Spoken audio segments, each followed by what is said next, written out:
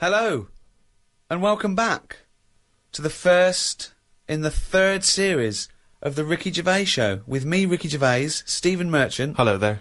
And the fool, the round-headed buffoon that is Karl Pilkington. Alright. We've been away filming our second series of extras, leaving Karl to his own devices in a sweltering London. We've had a heat wave here in the capital city, haven't we, Karl? It's been hot, hasn't it? It's been up to 100 degrees, record-breaking temperatures. Yeah. What have you been doing, though? Sort of enjoyed it a little bit, was out and about. Yeah? Getting to see the place, having loads of walks and that. I like to have walks. You know, watching what like people a dog. are doing. Yeah! When he jumps off the couch and starts scratching against the door. Suzanne thinks it's time. No, it's just good thinking time, though, isn't it? As well, having a walk. You've got no other clutter going on around you. And you just think about a lot of stuff. And, you know, like say, with the weather being hot and stuff, a lot of insects knocking about. Right. So I've just been watching them. So while we've been filming a TV show, you've been watching insects? Yeah, just seeing, because everybody knows insects are out there, but no one's keeping an eye on them. What are they up to? What are you worried about? Loads at Steve, you wouldn't be laughing like that if you'd watch them, because they do some weird stuff and that, is what I mean. What sort of stuff? Any examples? I saw a bee have a heart attack. You saw a bee have a heart attack. Yeah. How were you sure it was a heart attack? Because what happened, I'd been Did it clutch its chest with all 6 legs? No, Were there some other little bee paramedics? No, I'd just been out in the park anyway, just looking at, you know, caterpillars knocking about, butterflies and stuff, so I was sort of aware. So when Suzanne goes to work, she goes, Karl, don't you waste the day. Just because you don't work at the radio station anymore, I want you to do some constructive stuff. And you go, yeah, I am, yeah. And so in your head suddenly goes...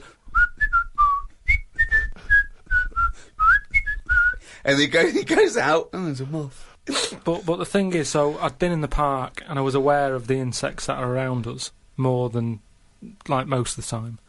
And I come out of the park, just crossing, like, sort of a busy road and what have you, and I saw this bee to the right of me, sort of in the air, and it was a big one, and I was a bit like, oh, let's watch that. And it just fell. It fell from the air in front of me, and it was on the pavement. I thought, oh, what's going on here? And I looked at it for a bit, and it was really still. Gave it a little kick, just to see if there was any movement. Nothing. Stone, sort of, what's the saying? Stone cold dead. Yeah! Stone cold bee dead. So, yeah. that I like was... the fact that this bee suddenly saw Karl and had a heart attack. Yeah. It'd never seen anything that round before. Yeah. It just thought, it had approached him because he thought it was a sunflower. My God, it's a giant walking orange. Every dream has come true. Oh! No, but it just summed up life for me. I thought, that's like us, isn't it, at the end of the day? They have heart attacks, stress. You put it down to stress, do you? Well, it's in London, isn't it? You know, everything has stresses from living here. And they are bald, aren't they? They've got fur all over, but they lose the... And always overweight. It was a fat, bald bee. Oh. So what did you... It fell to the floor and you instantly... You just kicked it. You didn't attempt to revive it. No, I waited a second and just looked at it to see if there was any, you know, leg movement or wing. And there was nothing. And then when I sort of kicked it, it was sort of hard. It had hardened already. It's just... Rigor mortis had set in. Did it put you in a bad mood for the day? Because I know things like that can just send you over the edge for the day. Death and that does a bit. Suzanne doesn't like me talking about death. What riveting conversations do you come up with? No, just things like, one of our mates has had a baby recently, and I just was saying, oh, when that's sort of our age, we'll nearly be dead. Think of that. That's the first thing he says, is a new life brought into the world. I know. But when he's our age, we'll be dead. Yeah. No, it's Maybe weird. they'll let you do the speech at the christening. Yeah, it's just, you know, so like I say, just insect life and that, it's interesting. You say it's interesting, but do you care about really finding out about them? Do you really care about what bees do or what ants do? You look at them and you make up your own world. For example, it had a heart attack, it's stress, it's overweight. You know nothing. I could probably... Won't you look something up? You know, honeybees are fascinating. You know, honeybees, they've been around making honey for 100 million years. That's incredible. Their wings beat over 11,000 times a minute. And he's thinking, no wonder it had a heart attack. Yeah, exactly. But they're do you know bees, like ants, are actually like specialised wasps. They're sort of developed from the same Family. Huh? Family, like. Well, yeah. Yeah. Doesn't surprise me. Doesn't surprise you, though. Does it interest you in any way? Well, everything's linked to something, isn't it? It's like how they say we're from monkeys and that. Yeah. It's all the same sort of thing. Yeah. Well, yeah, I've been watching loads of stuff. I've been watching ants. You mentioned ants. I've had a lot of moths in the house. They're sort of sad. I mean, you say it like it was a garden party. No, Yeah. it's just all these things. You look at them. I mean, you go into the scientific bit saying, you know, it likes honey or whatever. It doesn't like honey. The reason they store honey is to get them through the winter when there's not, like, nectar, or nectar's hard to get, and they store it. And they store too much, which is why we can skim a little bit off the top. We're like agents. Yeah, well, but all I'm saying is I look at more about what its life is like as opposed Well, no, you to... don't. You don't. You guess. You make it up. You don't look into it at all. No, but you can. A bit of guesswork is you're pretty close to the truth most of the time. Why? What do you mean? That statement sums you up. A bit of guesswork is pretty close to the truth. Because if you watch something long enough, is what I'm saying, you can see that it's a bit clueless. It's the same way about ants, or, you know, they're hard workers and all that. I watch one, it's going back and forth all the time.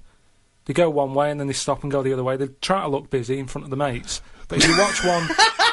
If you watch one long enough, it's back and forwards, and it's like it's done nothing there. I'm going to carry this twig back and forth until I can knock off at 4. There's a lot of that going on. Is there? Because there's not. There's none of that going on. There is. No, like I say, the moth. Depressing little sort of thing. Why is it depressing? Just the way it hasn't got eyes, has it? You just look at it, it doesn't know what's going on. I just don't...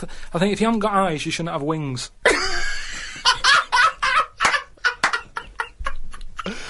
That's a rule. If we could put that into practice, please. That's a great rule. That's a fantastic rule, isn't it? Yeah. If you haven't got eyes, you shouldn't have wings. Certainly true of people thinking of becoming an air pilot. Ah.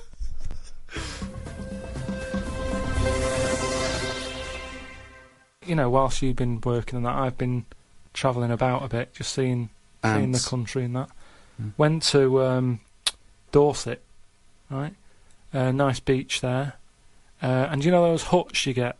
Like a hut on the beach and you... Oh, where you get changed? You can get changed in it, but they're better than that. It's like you can put a telly in it, sofa if you want. Oh, you don't mean the Victorian changing huts? Yeah, you mean those sort of things. It's sort of bigger than that. Yeah. And we were walking down there and there was a really sort of big fat family in one of them. There was about 4 of them. And you could tell that they'd never had a game of anything, do you know what I mean? They just sit down there, eating ice creams, looking at the sea and what have you. And the weird thing is, the little fat kid, the youngest one, who must have been, I don't know, about 8, he was really fat, to the point of you couldn't see his neck. Yeah. And he sat at the front of his mum and dad and his older sister. He sat there, and he had a frisbee, and I thought, look, they don't want to play with him. I mean, that's an active game to play, isn't it? Yeah. Frisbee. As we got closer, he was just using it to eat Maltesers out of. I just thought, even, again, you know, the one active thing he's got, he's using it to eat out of. Yeah. Extraordinary. And that just sums up what people are like now when it comes to keeping fit and activities. Oh, that's fantastic. Were you sporty, Rick? I was, yeah. I loved it. I absolutely loved it. Were you good at it? I was good at some things. Was never good at rugby. Never good at cricket. Was all right at football. But those things were the more competitive things that were scary. So at my school, when you're surrounded by, like, people the fun is hurting someone. Well, it's weird you say it, because I remember the first day I went to play cricket, my mum said, as I was leaving, I was really excited about playing cricket, she went, be careful. I was walking across a playing field once, a cricket ball hit me on the head, I was unconscious for 2 hours. Freaked me out. On the way to play cricket, I thought, okay, always scared of the ball, because it's obviously, as you say, rock solid. I remember a couple of seasons later, I had to play rugby for the first time. As I was leaving the house, she went, be careful with rugby. I knew a kid once broke his back playing it. I was terrified of rugby. I mean, I was terrified of scared. it. Such a scary game. The ball came to me, I got rid of it immediately. It's mental. Yeah. I don't understand. What I remember is, I remember a teacher saying you've got to play it very carefully because you can get seriously injured, you can hurt yourself, you could be crippled for life. I remember thinking, why are we allowed to still play this game at school? I was worried about cracking heads. Yeah. And a finger in the eye. How is it not banned? That worried me all the time, a finger in the eye. Like, but they removed the asbestos from schools in the 60s and 70s. Yeah. But rugby, I it's know. allowed to play. It's mental. Yeah. You see, I had a mate called Mark who liked playing cricket, right? And when I used to say to my mum, "Oh, I just want to go out with Mark and his dad to play cricket," and she never used to let me go. She'd go, "Oh, prefer you didn't." And I used to always think that it's because it's a dangerous sport. You can get hit on the head by the ball and it's hard. Put an eye out or whatever. But it was because his dad used to drive us to the place to play cricket, and he had his eyelids were too big, so he used to have to sort of have his head right back. Like one of those old-fashioned dolls. Right. Where you can lean about. They clunk back and clunk forward again. And she didn't like me getting in a car with him. Sorry, who's this? Whose eyelids are too big? Growing up, you had a woman who had her head like a bag of spuds. But I didn't know her. No, you had 2 kids at school with webbed hands and feet and big heads. Yeah. You had a pigeon chest boy. Nowadays, you're walking around with insects and moths like something from James and the Giant Peach. Yeah, and you had a bloke whose eyelids were too big. One thing I've noticed, that because I occasionally go to the gym, and those guys who work out constantly to give themselves extraordinary physiques, they're on the trip, they're on the weights, and they're really... I've noticed in the summer particularly, those guys cannot wait to get their shirts off. Yeah. Everywhere you see, they're walking around. If they've got a good torso, they are walking shirts off. Even, I think, if you go to nightclubs, I notice there's always one guy who's thinking, well, I have put so much work into this body, I have got to get my shirt off on the dance floor. A vest, yeah. And it comes straight off. A brand new tattoo. I'm not covering that up. Exactly. I've paid a lot for it. Let's see it. Yeah, yeah. But that's what we were saying about bodies. I can't remember why we were talking about it. We've got to a point in science now that you can change your head. Right? No, well, that doesn't make any sense at all. It was a programme on... It was done in the 50s or 60s where they stuck a monkey's brain on a stick and had it wired up and it still worked, right? Right, okay. And that was in, like, the 60s or right, whatever. Okay. Well, so, to say to change your head makes no sense at all. Because if you put a different head on a different body, you're changing the body. Yeah, I know. Well, that's what I'm about to say to you, though. What? That's what I'm saying. That I'd be more confident if I had someone else's body, because if anyone dissed it, I can go, no, it's bad, innit? But it's what not are you mine. talking about? Well, it's like, say... as opposed to someone else's head? Yeah. Well, it wouldn't be me, would it? The head is me. Well, of course it is, that's what I mean. Yeah, so what do you mean? me. You'd be happier having someone else's body? What, than your own? What I mean is, say if you're wandering about, for some reason, there's an incident. You have to take your top off and that, and everyone's looking at you, right? And you're a bit sort of, you haven't got the muscles and that, you haven't got the six-pack. Right. Which isn't that nice anyway. I don't know why that's become a nice thing, really, seeing the insides of you. You might as well... I mean, I know I came up with the see-through skin idea, but it's a bit weird, isn't it? You can see stuff. No, it's the muscle in front of the... No, it's not. Sometimes it is. you can see it's not the tubes. outline of your organs. No, you can't see tubes. You can see tubes and veins and stuff. Well, you can see veins. Yeah, well, I don't want to see that. That's why we've got skin over it. Well, stop looking at naked men, then. Why No, but sometimes you can't help it because it's been hot, and like you say, there's people walking about with vests on and that. So anyway, what I'm saying is, say if some incident happened, I'm walking about with my top off. Right. Girls are laughing at me, right? Why? Dunno, they might. Yeah, go on. So they wouldn't look at your body, they'd all look at your head. So what I mean is, yeah, rewind that, right, and imagine all that happens again, but I've got someone else's body. Right. Whose body? Just some fella who's died, and my body was injured, and they said, we've got a new body in. You can have it. We'll stick your head on it. Yes. Yeah. Now, say if... They're laughing at you. They're laughing at the body. They're laughing yeah. at the body. Yeah. But at least I'd be able to sort of go, I know it's a mess, but it's not mine. At least I don't have to claim ownership. So all of this extraordinary technology that can make put one head on another person's body is so you can go, it's not my body. No. But it's not your own. I'm not being funny though. So if you have a body transplant, right, and you're at home, naked, you look down, lovely penis and a set of testicles. Yeah. Right? What do you do with them? What do you mean? What am I doing with them? Well, do you like them? Well, you wouldn't mess about with them as much as if they were your own.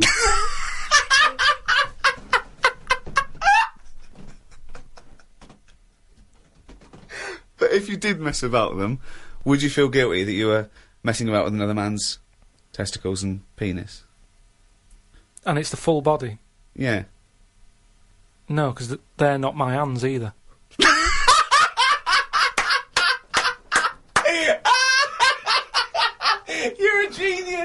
You're a fucking genius. So what you're doing is watching someone else wank. Yeah.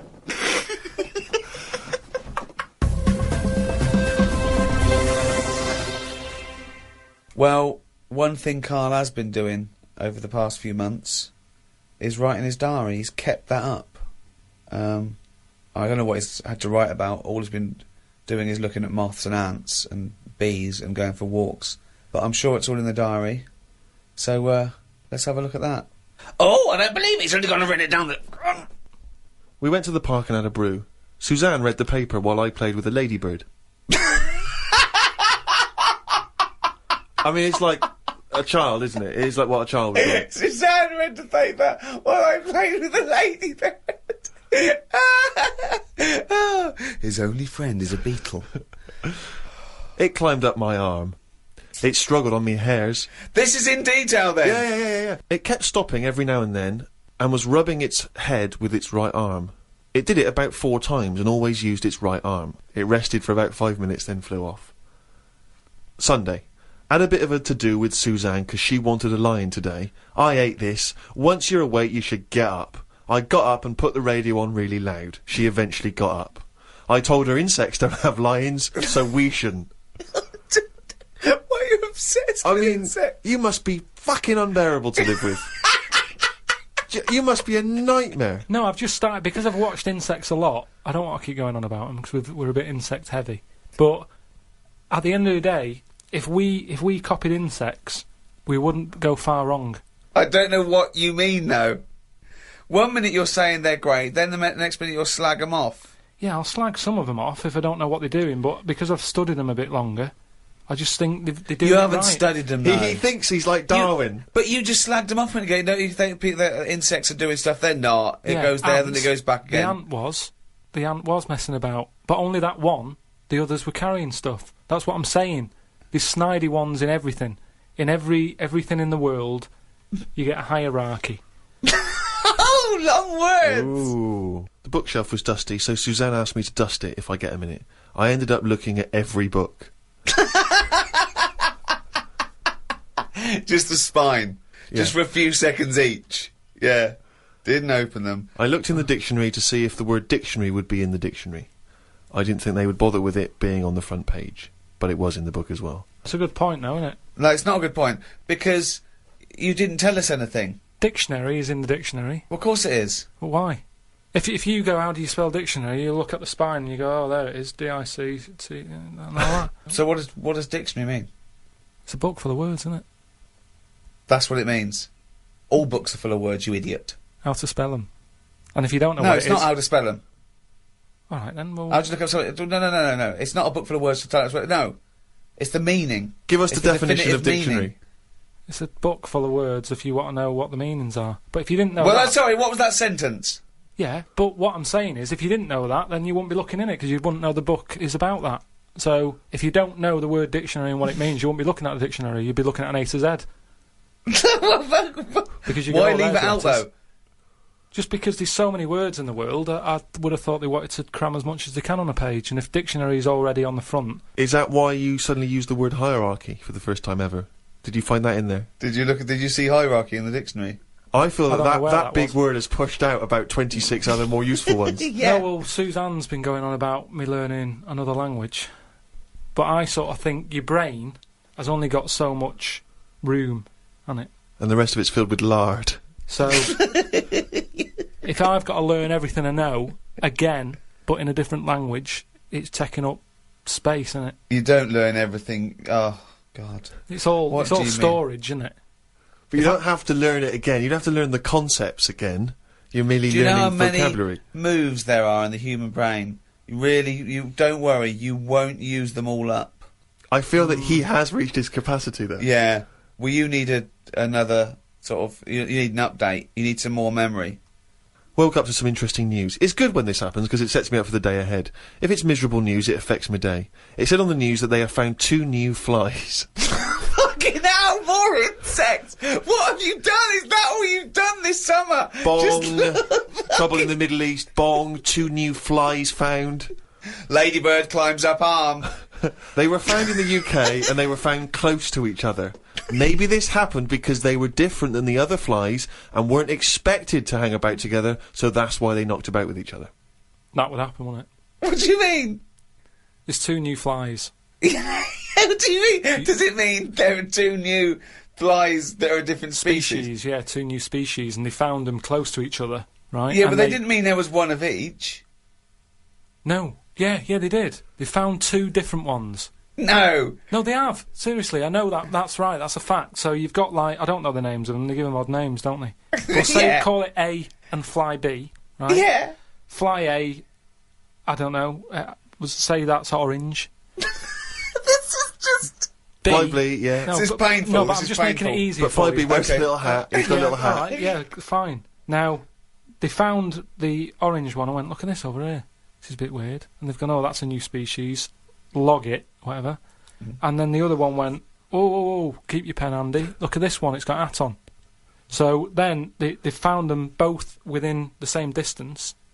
I don't know what that sentence means. Keep going. They No, let found him them try and both. finish. They found them both within the same distance. But without interrupting him, let him finish this point. Let me just make one thing clear. Karl Pilkington just said they found them both within the same distance.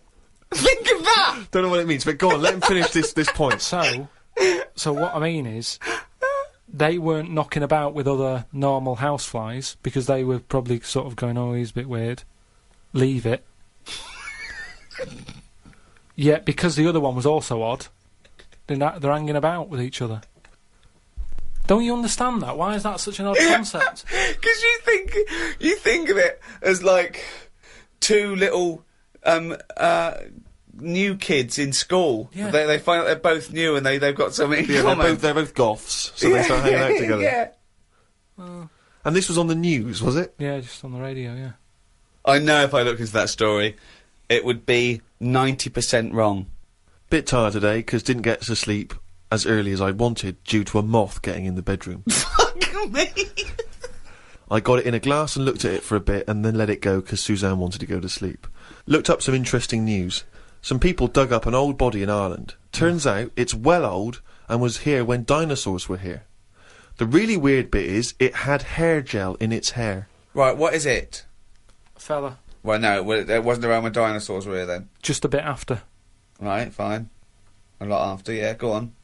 I think any hominid, anything that could even be linked to anything that may become man, is only about 1 million years old, and I think Homo sapien is probably only about 150,000 years old. Dinosaurs are about 150 million to 250 million. Yeah, no, it's not the age bit, that's amazing. It's the fact of, there's a fella, won't have even had shoes on his feet, Right. and yet he was worried about his hairstyle. Right, well that's definitely not true either. This is unbelievable. Well, there was a man on the radio doing poetry, says Karl in his diary. I thought I'd have a go at doing a poem about today. Not really. Steve, I'm a little bit queasy. He hasn't really written a poem. He's written a small poem. No, he hasn't really. Yes. If moths had eyes... Fuck me! Let me read the poem, okay? Oh, fuck. You wouldn't interrupt T.S. Eliot. Okay. Oh, okay. If moths had eyes, would they be happier? How do they know they're not dead? Cavemen hunting for food, but not before they style the hair on their head. What would last longer in dinosaur times? A blind man didn't stand a chance. Not with all them rocks about. I'd rather be a blind moth. Right. It may be the greatest poem Now, ever written. just you know, dissecting it briefly, you attempt to rhyme in the first 4 lines, but abandon the rhyming system in the last 3. Is there a creative decision for that? Can we have Karl read that? By all Sorry, means, yeah. just you read it as you would like to. So this is imagine this, right? Okay, this is going out all over the world. This podcast, and now Karl Pilkington, a new poet from Manchester, now living in London, England, would like to read a poem. If moths had eyes, would they be happier? How do they know they're not dead? Cavemen hunting for food, but not before they style the hair on their head. What would last longer in dinosaur times? A blind man didn't stand a chance. Not with all them rocks about. I'd rather be a blind moth. He said it as though the last bit was going to rhyme. He said it like it was going to rhyme. Oh, God. No, it's amazing. But I think he feels as though the final line, I'd rather be a blind moth, is going to be one of those great, you know, a summation that somehow the moth is a metaphor, the caveman. No, but there's no metaphor in that. He really does mean he'd rather be a blind moth. Yeah, well, I'm just because I've looked at the day's news. Can we always do that, Karl? Can we always find a day, right, and always sum it up in your thoughts, a poem? Just like that. I love that structure. I love that structure. If there's any English students or professors or novelists or poets listening, please email us what they thought of that poem, why it's good, why it's bad. So, you know, give us your thoughts on that. I mean, we would love expert opinion, poets, English professors. Just email us at podcast@rickygervais.com. Now, Karl, apart from being a poet, you are an author now. You've written a book, you know, which surprised me and Steve, because as Steve said, we thought you'd read a book before you actually wrote one, but you've proved us wrong, and all your teachers wrong, and everyone in the world who thinks you're an idiot. It is actually a very good book. I mean, a lot of it is transcripts from, you know, the podcasts, but you've answered some of your critics, haven't you? And you've tried to prove some of your theories. It's everything about Karl. It is like all the drawings. All the drawings. There's new stories, isn't there? I mean, there's so much effort. I can't believe it. He's been working on it for months, and it's out on the 18th of September. But you can order it now, can't you, on Amazon.com and Amazon.co.uk. What's that book called? It's called The World of Karl Pilkington.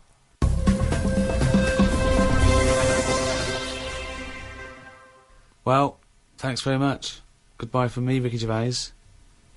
Goodbye from Stephen Merchant. Goodbye. And goodbye from the little hollow, egg-headed moron that is Karl Pilkington. Right.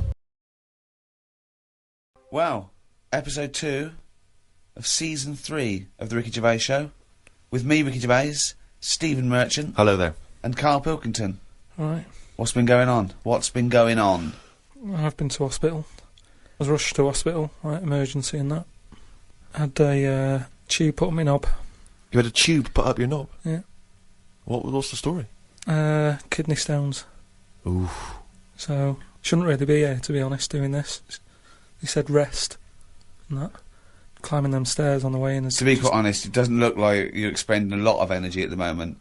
It's like at Zookeeper going, oh, that sloth move today. Calm down. Yeah, but I had to get here. It's been raining. Yeah. I had to come up the stairs. I had to carry the computer. Yeah. Well, that's not entirely true, because your girlfriend was carrying it. I saw her outside. Yeah, but I'm just saying. And then you handed it to me and said, Steve, carry this. Almighty. Yeah, I know. That's already a lie. Christ almighty. Whinging. Not whinging. I'm in show business. I know loads of people that wake up every day with a sore knob, feeling like they've had their kidneys probed, and they will say they're unconscious. So they don't whinge about it. They get straight back onto it. They, you know, a lot of them are on TV now. Yeah, straight back to hosting game shows.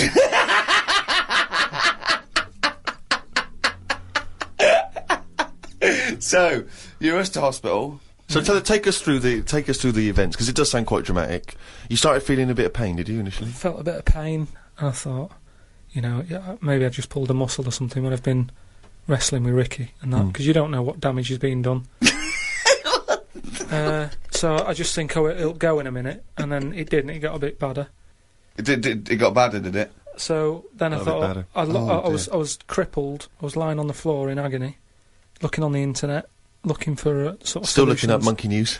No, I just put in like bellyache and stuff, and they were saying it can be loads of different things. And what I used to do when I was a kid, I used to always just get a cold ashtray and put that on my belly, and the coldness used to get rid of the badness. Amazing. The coldness got me. Like a witch doctor. Yeah. This is like a witch doctor happens to work in a pub. It's like some sort of 5th century remedy written in mud. Coldness doth get away with the badness. Why specifically an ashtray? Just because they were at this sort of old cold. They're old cold. What? I don't know what this is. I love this idea that he's had the operation and he comes round and they're talking to him and his girlfriend gets a phone call and they say, Mr. Pilkington's maybe complications. He's just talking rubbish. Yeah. She goes, "Oh, good." Yeah, he's back to his old self. What? Why specifically an ashtray? Sorry, because it's old cold. I understand it's old cold. Oh yeah, we understand. Everyone who's done a medical degree understands old cold, but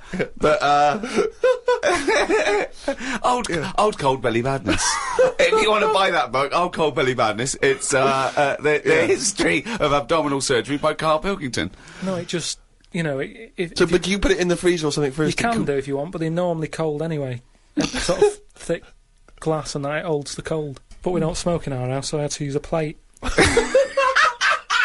well, that's madness. A plate's not going to work. Famously, a plate doesn't work. No! So you put a plate on your belly, but that didn't do any... That didn't work. So, called Suzanne and said, "Oh, I'm in agony here." She said, "Go to the doctors then." Good advice. So a lot of people have done that straight away, as opposed to going through the plate ashtray. So he went to hospital, and he went to hospital. And he said, "Have you got an ashtray?" They went, "No, especially an ashtray. This is no smoking." So anyway, then we get in a cab and what have you. Go there. I have an X-ray. His voice is even more boring than usual, isn't it? Yeah. Fuck me. And they put me on a drip and everything. Give me some morphine and stuff. And found out that I had kidney stones. So that's why I was in hospital. And they get them out by... I don't know what's gone on, to be honest. I've got some tube inside me. From my kidney to my bladder. That's helping me stuff get about. And so there's a little tube up the end of your knob into your... Yeah, it's not there now. It's high up. Right.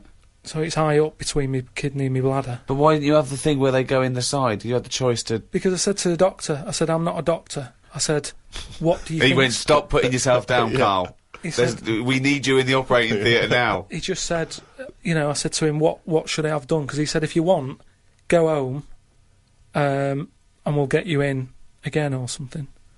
Something like that. And I said, "No, I might as well have it done properly.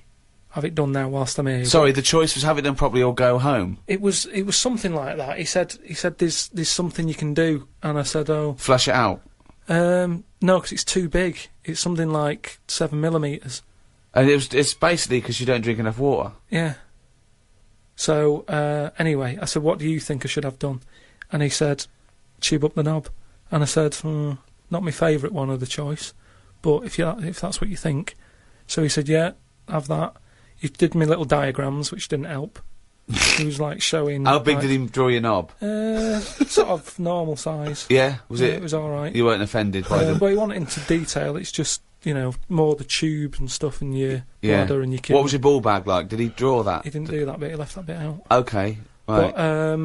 But he said, "We'll just pop that up there." And then that's when Ricky turned up to visit. Came in laughing at me because we sat there in like me underpants and stockings. In stockings? Yeah. Why were you dressed? He was there.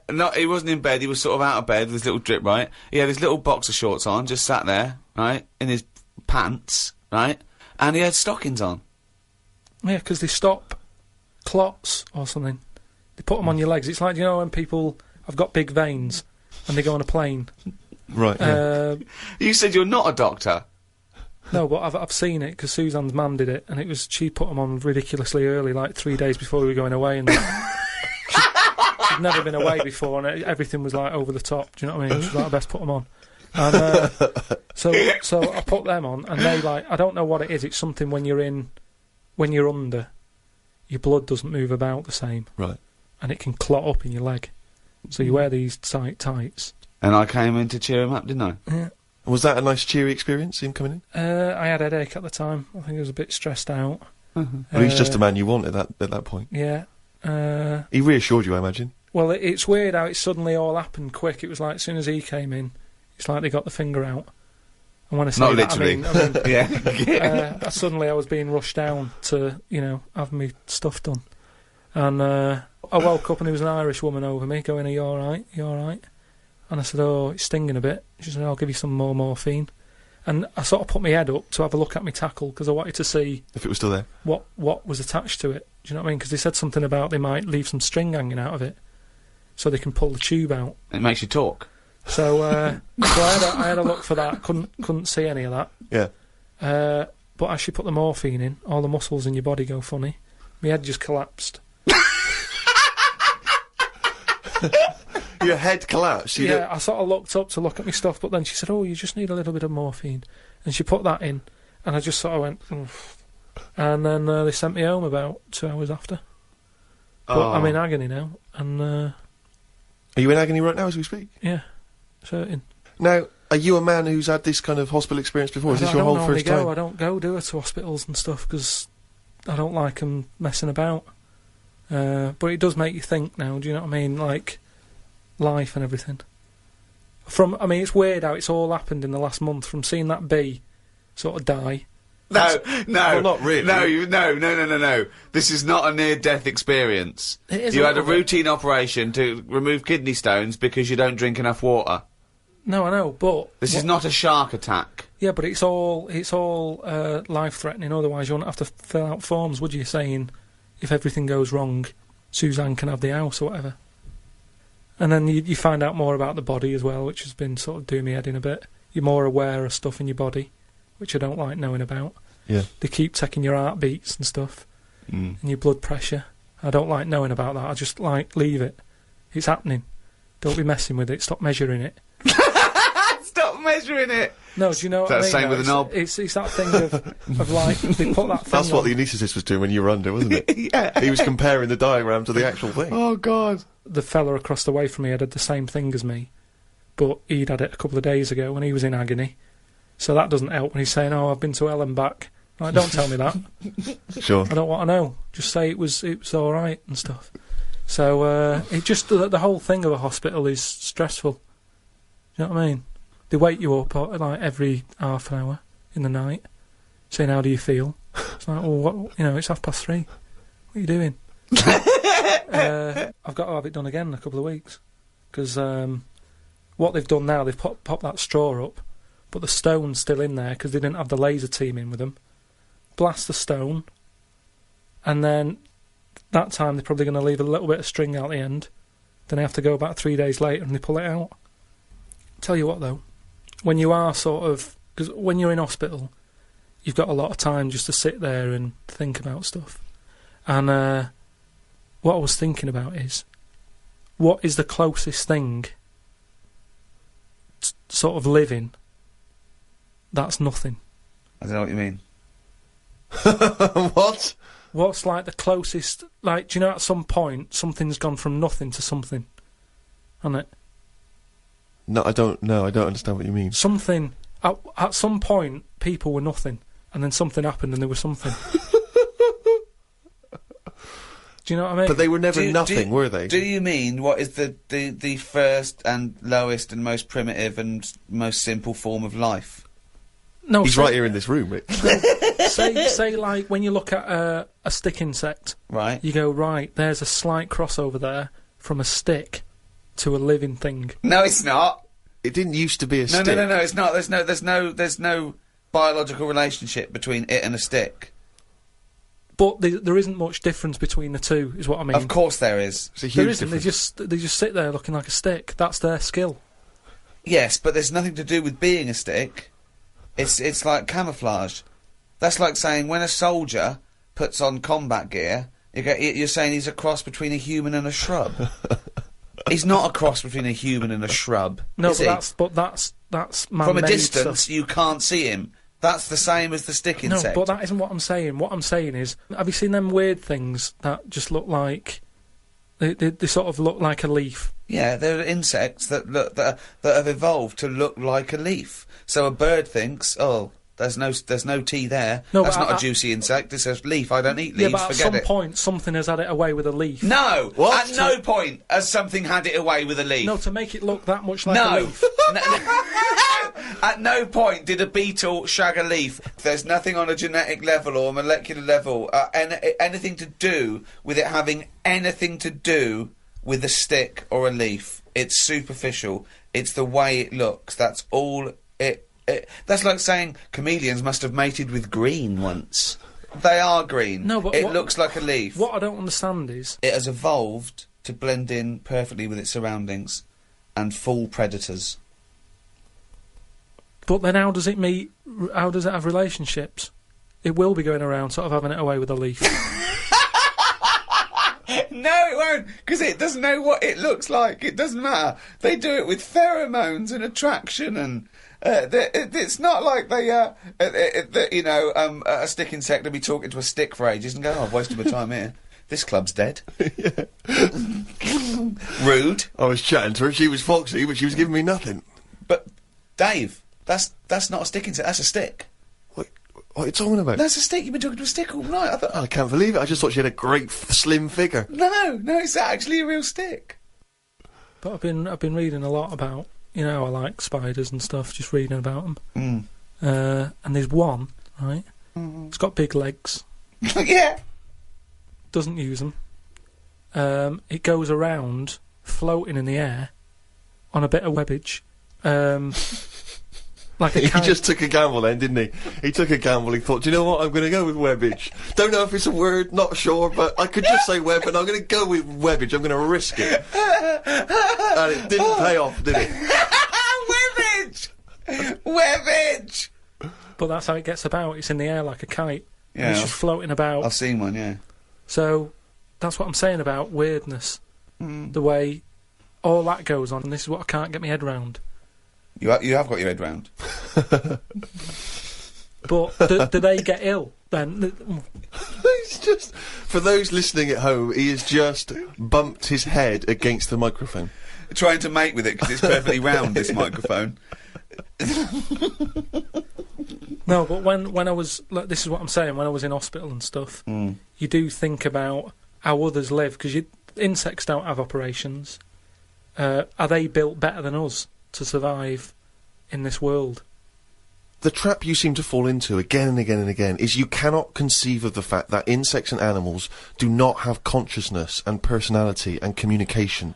They do not function in the way that humans do. You've seen so many Disney cartoons, you believe them now to have a life and wear bowler hats and go to work. But just in the same way that the cavemen didn't have Flintstone-type cars and have a little house, but you can't seem to understand that animals don't work in that way. But what I mean is, you're saying that no animals or insects know anything, yet when you see them things on nature programmes where a load of ants are having a walk, there's always one at the front who's leading it all. So one of them's got to know something. First. Or there are leaders in. Yeah, but the other ants are going follow him. No, they're not. They're not. They're not vocalising that in any sense that you understand it. No, they're not saying follow him, but they sort of look as if to sort of say, I'm going this way. Without cognitive speaking. reasoning. It's not made a conscious decision to act in that way. Yeah, but this is when you if a raindrop falls on a bird's beak and it moves away because instinctively it's hardwired to be wary of things which drop on its beak in case it's dangerous. It's not thinking, oh crumbs, I better get out of the way. It just does it because it's somehow hardwired into it to act that way. But it doesn't stop for a moment and think.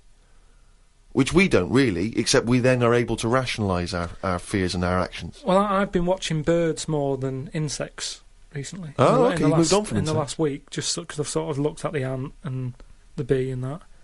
And what I've found with pigeons is they've got wings, yet they walk a lot. I'd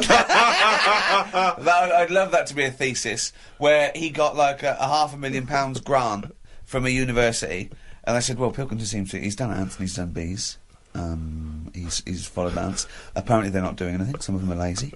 We are granting him another £500,000. He's been working on it for a year. Please welcome Karl Pilkington. Karl, what have you found? Well, even though pigeons have wings, they walk a lot. No, but even in times of danger, one was crossing the road and a car was coming, and you'd think that its head would say, best start flying. Yet he just walked faster. Well, what's he doing? It was doing stuff, wasn't it? It saved a bit of energy. Takes a lot to take off, doesn't it? Yeah, but it's either that or you're going to get crushed. But it didn't get crushed, did it? No, I don't think it did, no. There you go, they knew what it was doing, didn't it? Yeah, it just annoyed me, that's all. It's got got a power, and it's not. Power! They're all superpowered, these animals. But that's why he thinks of the stick insect as like that. You mentioned earlier, that's its power, that's its skill. Like Spider-Man was bitten by a radioactive spider, and now he can solve crimes and swing with webbage, using his webbage. Whereas, yeah, stick insects it's not a superpower. But say if everything was at the same size as us, what would be the best thing to be? Say like a tarantula. Yeah. And a tiger. What would happen there? A 15-stone tiger versus a 15-stone tarantula. Yeah. Well, I'd imagine the 15-stone tarantula. Right, so it's just weird that, innit? It's a good job that they're small. Yet things are getting bigger because we're messing with the world. But it's a ridiculous thing to say, isn't it? Because what would it eat? 15 stone. Well, it wouldn't happen anyway, because insects have insects and arachnids and invertebrate arthropods in general, they have a critical mass because they haven't got lungs. They breathe through things in their side called spiracles, and if it gets too big, the surface to volume ratio isn't big enough to allow it enough oxygen. So the biggest you'll find is like a foot-long beetle or somewhat weird it's like big that. though, isn't it? Yeah, and that's about as big as they get. He's So I going to wouldn't kill worry that. about it. Again, based on nothing, he queries It's you. not, and also, it's not a case that one that'll be born too big and can't breathe. It won't happen. That's why they're only that big, because. But it's that like restriction. fish, isn't it? How they say about a goldfish. Yeah. That thing about a woman who went on holiday and stuck it in a bath. Mm. She came back, it was 7 foot. Right, that didn't happen. No, that's a well-known thing about No, it's not a goldfish. well-known When's thing. the what? I'll tell you why. Because a fish will only grow to its surroundings anyway. So Yeah, that's what I'm saying. you have It's to put it in a bigger tank. yeah, in a bath. No, a 7-foot fish in a bath. It just fit the bath exactly, did it? When she got back off holiday, Don't talk shit. It's a What was it well-known- eating? What was it eating? How long was she gone for? 2 million years? yeah. She went to Mars and back. Yeah. it's just that fish are weird, aren't they? Well, no, no, Again. that's a bollocks story. Once again, No, I don't but- know where you've heard it or read it. It's a or well-known story. a 7-foot goldfish in your bath. But, no, fish are weird. Ted, like you're that. not going to believe this. Come up here. How many fish do you see that have naturally died? That's the weird thing. What do you mean? Just ping-ponging around these ideas in your mind. You just never see fish sort of just floating about in the water and you go, oh, died of old age. It's always been caught by a man or a shark's at it. You don't just see dead fish washed up, do you? When you think of the Sometimes. amount of fish... Not when you think of the amount of fish that are in the sea. There's loads of them, and yet you never... Because they're eaten walk straight down the away. beach. That's what I'm saying, though. Are they eaten when they're dead, or are they just being eaten? Well, most things like that don't die of old age. Yeah, that's weird, though, isn't it? Well, no, because it's a jungle out there. Yeah, no, that's why I said I wouldn't want to live in the sea. Because you've got to Are be you on- sure you're not on morphine as we speak? No, but in the sea, you've got to be constantly sort of alert, haven't you? Yeah, amount but of that's stuff. true of all animals. No, worse than the sea. The sea is like full of... you've got an enemy round every rock. I love it! I love it! It's like a warning to crabs Exactly. and young squid. It's like the policeman that comes into your school. Yeah. What advice would you give? Okay, then. What advice would you give?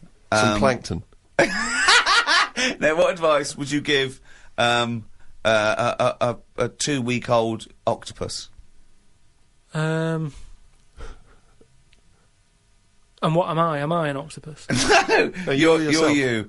We've sort of set it up that it can understand you with some sort of one of your inventions to talk to the animals. One of your brilliant inventions is just a watch you strap on its tentacle and it can understand human talk. I'm sure you'll come up with that one day.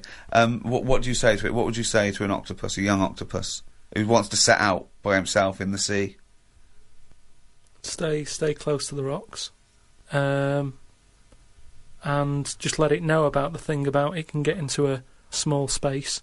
You know, if you look at an hole, don't go, oh, I can't get in there. And sort of squash it and show itself. I can roll it into a ball and sort of say, look at that. Is that hurting? I love the fact that the drugs make no difference. It's like there's no difference. Oh God! Because that's the only thing that's got in it. It's boneless. So that's its special power. That's what it can do. You can roll it up, and as long as it knows that. But that's the problem with a lot of powers, isn't it? That's the same thing about how people say don't have a go at bees because they're not like wasps. They don't sting you because once they sting you, they die. That doesn't know that, does it? It's also not true, but yeah. Do you know what I mean? It doesn't know, so it's not like the bees going around going, I'm not going to sting you because I'll die if I do. What's your point there? I don't understand. I'm just saying... We shouldn't dislike bees. Well, how do these creatures know what to do? Instinct. I suppose it's like that story you told me about the scorpion, isn't it? It's that, innit? What, the scorpion and the frog? Yeah. What, the fable? Yeah. What was it? It was a frog the scorpion needed to get across a river, and it said to a frog, can you give me a lift? And the frog said, well, no, of course not, because you'll sting me. You're a scorpion. And he goes, well, no, why would I do that? If I sting you and I'm in the water and you drown, I drown. And the frog went, good point. So the frog gives him a piggyback, going across the river, halfway across, the scorpion stings the frog, and the frog's dying. And the frog's going, no, I'm going to die, and you're going to die. So why did you do that? And the scorpion said, because I'm a scorpion. What do you think that was meant to point out? Just sort of be careful who you help. No. It's meant to point out that you are what you are. You are your nature. No, but it's also that thing of like... I'm telling you, it's nothing to do with if what you're the frog was... driving and someone's hitchhiking, don't pick them up because... No, it's nothing to do with the mentality or the reasoning or the anything to do with the frog at all. The point of it. Well, I don't know. I think Aesop was thinking a lot about the hitchhiking problem. It wouldn't happen. That's the problem with a lot of them fables. They're putting animals together that wouldn't meet. Oh, whereas insects go around shagging leaves. Well, insects are with the leaves, whereas I don't know where a scorpion is knocking around with a frog. I mean, there's that weird one I remember He's watching. Annoyed. I remember hearing something about this lizard that sort of gets pally with the scorpions, even though they're not mates. They don't get on, but they've kind of got this agreement that the scorpion can live in their house if they guard it. And there's the local people used to stick their hands down these holes and get the lizards to make slippers out of them. And the lizards were getting sick of this. And I think somehow something happened where the lizards thought, look, enough's enough. We'll let you sleep in our den if you stand by the door. So the scorpion used to like stand by the door and stay awake at night whilst the lizard's having a kip. Fella comes along wanting to make some new slippers, puts his hand down the hole, scorpion gets him. Now that's what's weird with that two enemies have worked together. It's called a symbiotic relationship. But at no point did they sit down and go, right, what we're going to do? I'll tell you what, I'll give you shelter. You give me that sting in case there's a fella who wants to make slippers. Because all this happened way before people were making slippers. But isn't it weird, though? Because people, there's nothing that happens like that in people, is there? Of course there is. What, like that, where you don't get on but you work with them? Of course there is. What? Loads of business relationships. What do you mean? No, but Team normally up, you stay... What I mean is you stay away. If someone's being a bit weird... Well, there are loads of examples where you might go, well, I hate to do it, but my only option is to go with X, Y and Z. But what I'm saying is, though, let me just finish. Go on. I live in an area where, you know, I sort of know a lot of the locals, and there's a local woman who's a bit mad. Now, I know her, but I choose to sort of stay away because it scares you a bit, doesn't it, when something's like that and it's unpredictable. So, you know, when I was in the little corner shop, she came in, right? She screams a lot, just screams for the sake of it, and you don't know if she's upset or if she's just doing it for attention. Then the scream will go from screaming to laughing. So you're like, oh, what's going on? And it was like rush hour. It was like rush hour time in this shop, and she chose to go in then, and she doesn't work, so it was like, why is she coming in now? She's had all day to go in. Just pick the busy time. And she was like about 3 places in front of me, and she was only buying a Yorkie and some earbuds. Right, and I thought, A what? A Yorkie and some earbuds? yeah, and I thought, what's the rush? You've come at the wrong time, and you bought stuff that could have waited. You should never have to rush out for a Yorkie or an earbud, is what I'm saying, right? And I ended up sort of going, oh, I can't stand this, and I left. Now, that was me being like I would expect the scorpion to be, or the lizard. I don't know what you're talking about now. I have I don't know where idea. okay, so what do you mean? No, I'm just saying how, like, I chose that woman could be dangerous, so I'll leave her to it. And that's where nature kicks in. And you go, I don't want to be here. I don't know what she's going to do. She's unpredictable. I'll pop back later. And then, I look out, I can see the shop. I saw her go, and she was, like, laughing to herself again and trying to climb up some ladders. And I thought, once she's gone, I'll nip back. I don't know what my point was. I don't know.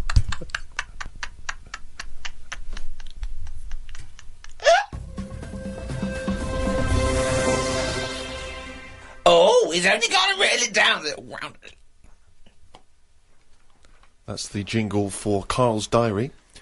We had bacon and egg on toast. I'm eager to get through the brown sauce, as the bottle is too big to go in any cupboard, so it has to be left on the sideboard. So I had about 4 dollops of the stuff.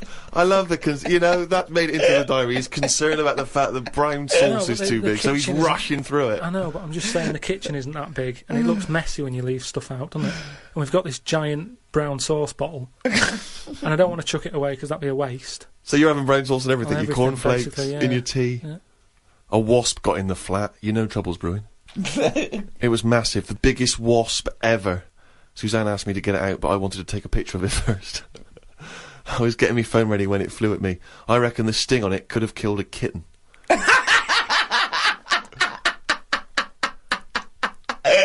So specific. It ended up flying out the window on its own. Drama averted. Oh, God. We went out for tea. You're always in a cafe. That's what this diary. You spend so much time in a cafe. There were loads of flying ants. I kept kicking the table because I could feel them on my legs. I wouldn't be that jumpy normally, but I still had flashbacks of the giant wasp from the morning. Suzanne told me to stop being stupid because I was ruining her night out. A night out in a cafe. Brilliant. Oh, what was it, her birthday? And flashbacks from an incident. Yeah. Like he's some sort of, like, war veteran. What is it? It's the wasp. It could have killed a kitten. Bought some wallpaper.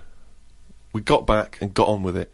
The wall that we've papered before has got a big mirror under it. We papered on top of it again. I ended up reading my phrase book while Suzanne did the rest of the tidying up. Now, what's your phrase book? This is just you trying to master English, is it? It's just a book that tells you little sayings and how they came about. An interesting phrase is potluck. It came about when all people ate is stews. They used to chuck all sorts of stuff into the stew. You stuck your spoon in, and sometimes you got something nice like beef, or you could end up with a bit of frog. It's potluck.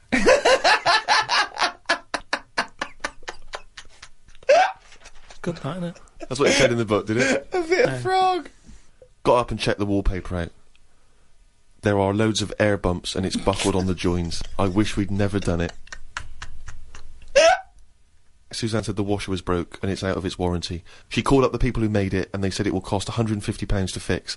I don't know how they know that when they haven't even seen it. I want to smash it to bits and see what they can do for 150 quid.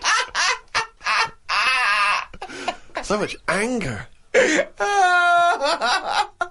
I want to smash it to bits. That'd be great, wouldn't it? 150, you sure? Yeah, Come round. Yeah. And it's just like a cube that's been through one of those car crushers. Yeah. 150 quid, there's 150 quid, fix it. I watched the news and calmed down a bit, because there was a story about some Siamese twins who are having an operation. They've got 2 heads, 4 arms, 2 legs, 1 liver. The doctor said they will have 1 leg each. I felt bad worrying about the washer when people have bigger problems like the Siamese twins. Ricky and Steve asked me to do a poem about one day a week, so I thought I'd do one today. I can't obviously do it justice, I should let the master read it. You've done another poem? Yeah, you said, just do one. If you have a day where you've had a lot of emotions. Well, I loved the poem, and so did the listeners, and I knew they would, so if you can do that every week, that'd be a joy for me. You can't force a poem, though. No, I know. So diary's easy to do, because you just write down what you're doing. But yeah. you've got to have some really meaty subject matter to be able to write a poem, Rick, as you'll discover. I know. Right, so, you've heard what problems I had that day. Go on then. Bubbled wallpaper. What a mess. Washer dry and knackered. What a mess. Siamese twins separated. One leg less.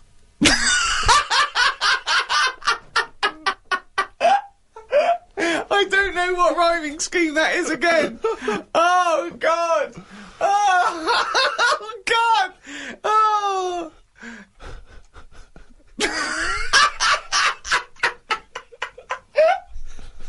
Oh, fuck me.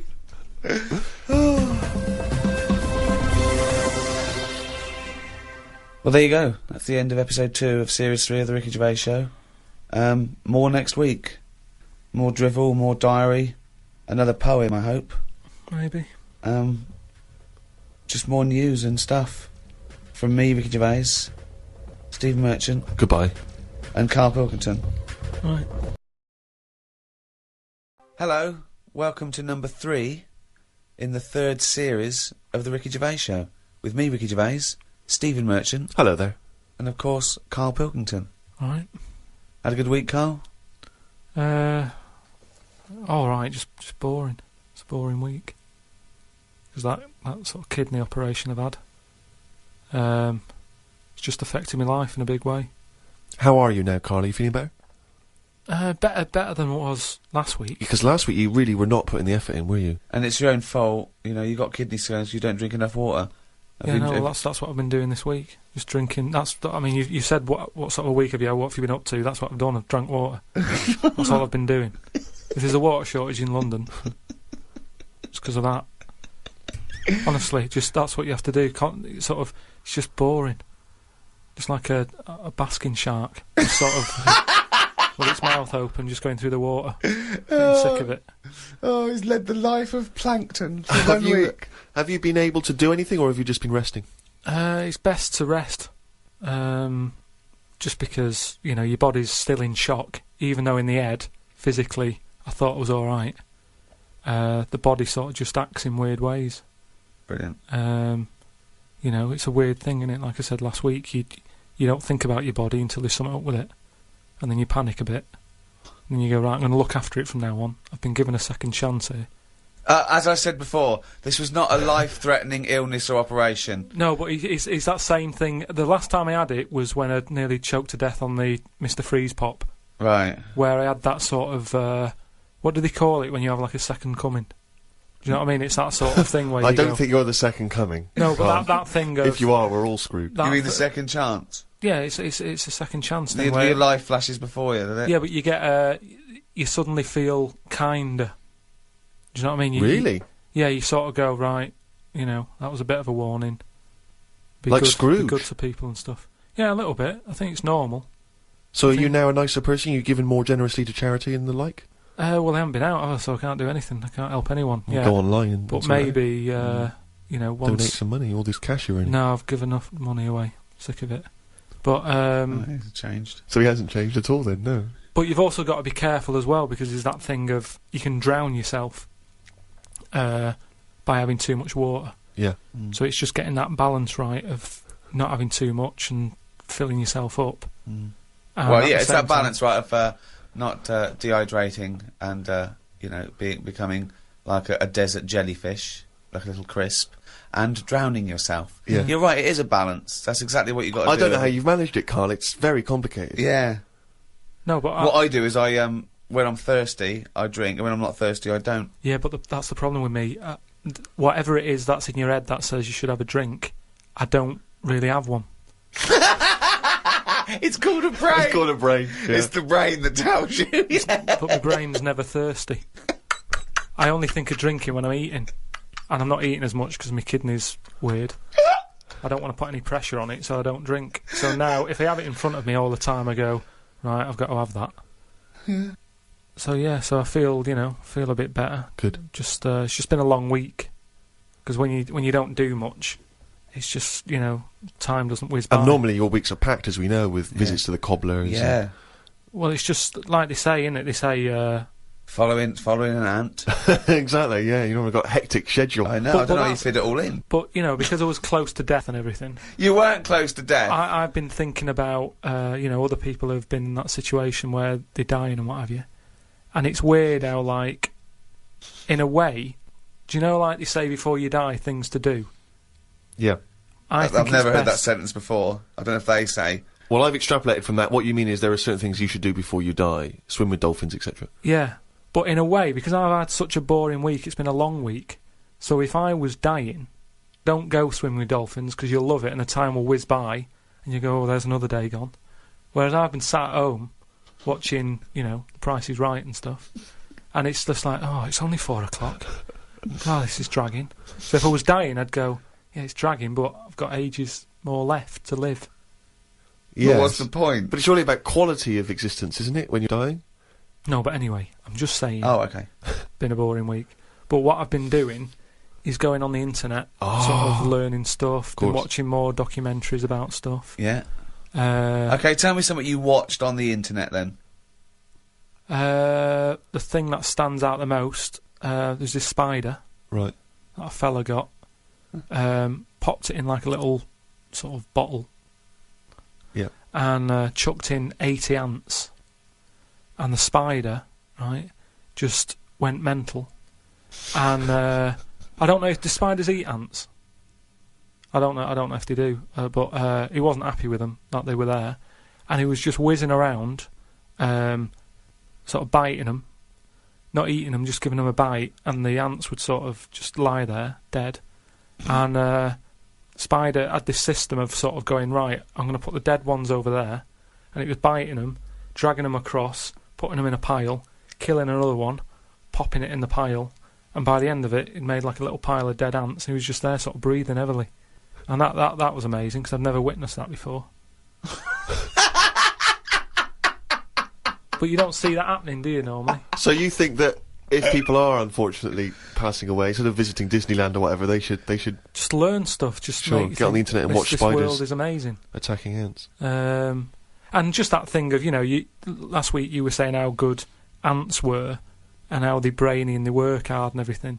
Yet none of them they didn't know what they were doing. There was panic going on. You watched them again, they were running backwards and forwards. And I remember, like, seeing a programme about ants where they're meant to sort of work together as a team. Yeah. And if they climb up a person's leg, that person stood on their house, say, and they're all like, oh. There's a signal and they all bite at the same time. They all bite at once. Now, if that had done that on that spider, they sort of all go on it, and when they're all in position, one of them sort of goes, no, and it bites, and then it would do some damage, but there was none of that. But you've seen things like the Towering Inferno, where even humans panic crazily and jump out of windows and things until Steve McQueen comes along and saves the day, so... Yeah, but at the end of the day, when you're in a Towering Inferno, you were there relaxing on holiday. So, of course you're going to be relaxed, and the shock of it's going to make you go, oh, I wasn't ready for that, I was sat here in my trunks. Whereas that ants should always be alert. Well, yeah. Any insect's life should always be... What, so for a human scooping up 80 of them, putting them in a bottle with a giant spider? Yeah, but I'm just saying, that's what insects do. Their life, they never relax. That's what's weird with an insect. There's no downtime, is there? It's you wake up, you go and get the food, you build your house. That's what you do, so you're always alert. They shouldn't be sort of running around going, oh, what do we do now? That should be in them. I love that you're annoyed at these poor ants that were bitten to death. But also, they say they're clever. I was looking at it. If I was an ant, I would have just crawled under the pile of dead ones. Just sit under there, wait for the spider to go. None of them were doing that. They were all staying on one side and the dead ones on the other. So I'm just saying that, you know, you're always sticking up for insects, saying they know what they're doing. They don't. What do you mean? Where's this come from? When have I ever stuck up for insects? It's you that's follow them and saying they're brilliant and that, and ladybirds are right-handed and Christ knows what. No, but, you know, so I'd learnt that.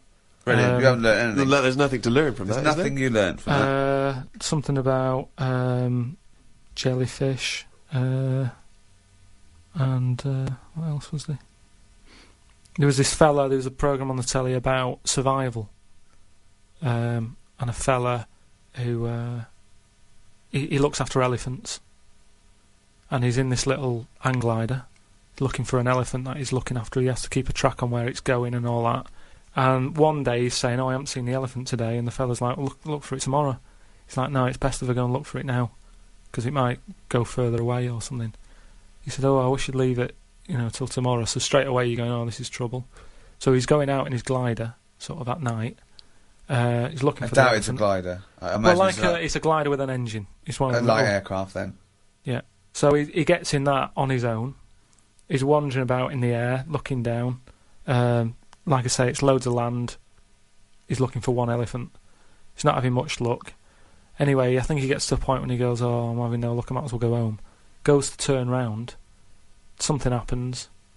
The glider falls to the floor, crashes. Light aircraft. Yeah. That crashes. He gets out. He's broke his legs. Done his back in. His hands. I mean, he's in a bad way. And he looks at the plane, and that's a wreck. Petrol's coming out of it. He's thinking that's not going to fly again. And he has to lie there, doesn't he, for like 48 hours or something. And in that time, everything's being chucked at him. He has a lion wandering around him. Scorpion walked over his leg. Some sort of dangerous snake went in his shoe. Yeah. What else is there out there? Some sort of bad ants. Just everything that's there that could cause a problem. He had it all in his line. I haven't seen this, but I suspect there's a lot of conjecture in this telling of the it. Bad ants. Bad ants. No, just anything that you could think of that's out there to cause you a bit of a problem. Camels. He got hot. He got so hot his lips fell off. No, because you have to have a lot of juice to keep your lips sort of how they are. Right. So that's the sort of state he was in. Yeah. 48 hours. And yet he survived in the end. Someone came and found him. And you thought you were bored doing nothing? Yeah, no, well, he didn't even have the internet. Yeah, but he had a lot of insects. What would you do then if you landed, right? Supposing we all land, right? We're shipwrecked, okay? There's no food around. But there's a chance we might be saved, like, in a few days. We just got to stay alive just for a few days, okay? Steve offers up his penis. For what purpose?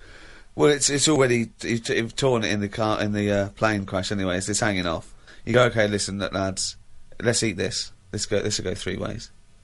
I should be so lucky.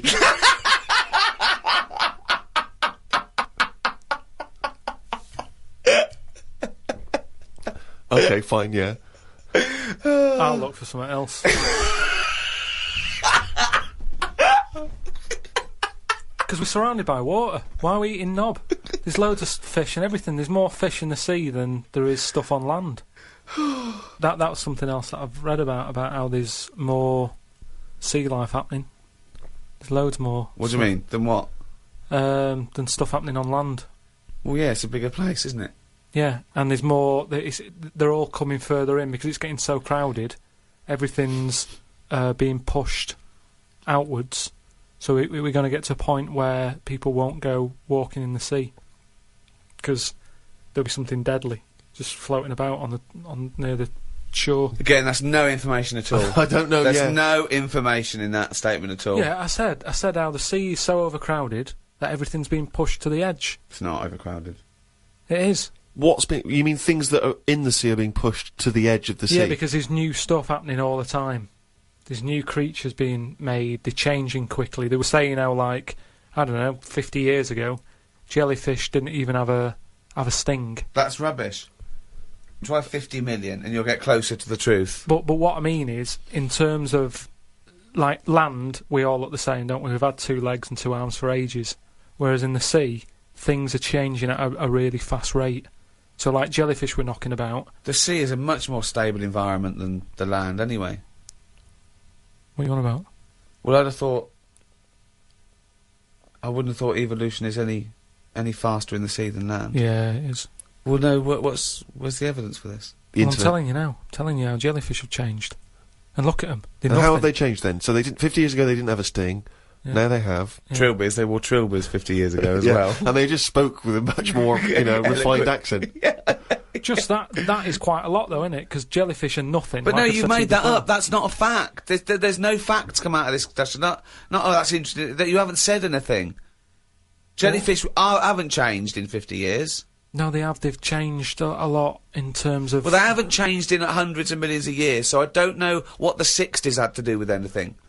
I just don't know what influence the Beatles and Mary Quant suddenly had on jellyfish, where they hadn't changed for hundreds of millions of years. With all this sort of loose, free sex, you know, free love, they were just going berserk. I know, yeah. There were no inhibitions amongst the jellyfish anymore. Things are changing a lot.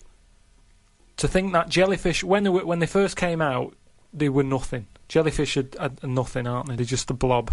So when they first came out, I know. when they were first released, New by Roncal. yeah. But what I'm saying is, even though they were nothing, they've grown to have a bit of something, just to get by in a busy place.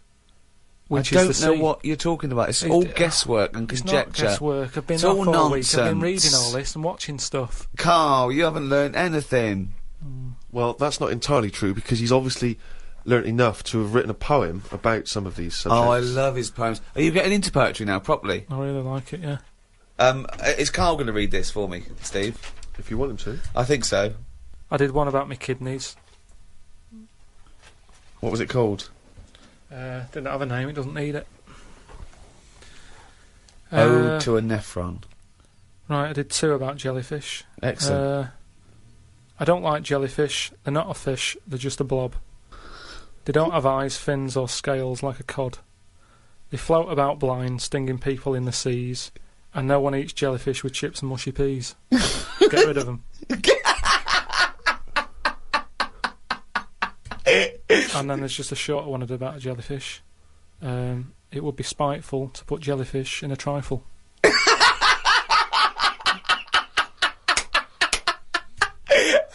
Yeah, it certainly would. So. That's great. That's really good. Because it's jelly. He's done us there, Steve. Yeah. That's a really good poem. It would be spiteful to put jellyfish in a trifle. Yeah. A little half rhyme. Yeah. Do you want the one about my kidneys? Yeah. For God's sake, me belly ache. The doctor said it's me kidney. He said he's got to stick a tube up me knob. I said, you got to be kidding me. For God's sake, knob ache.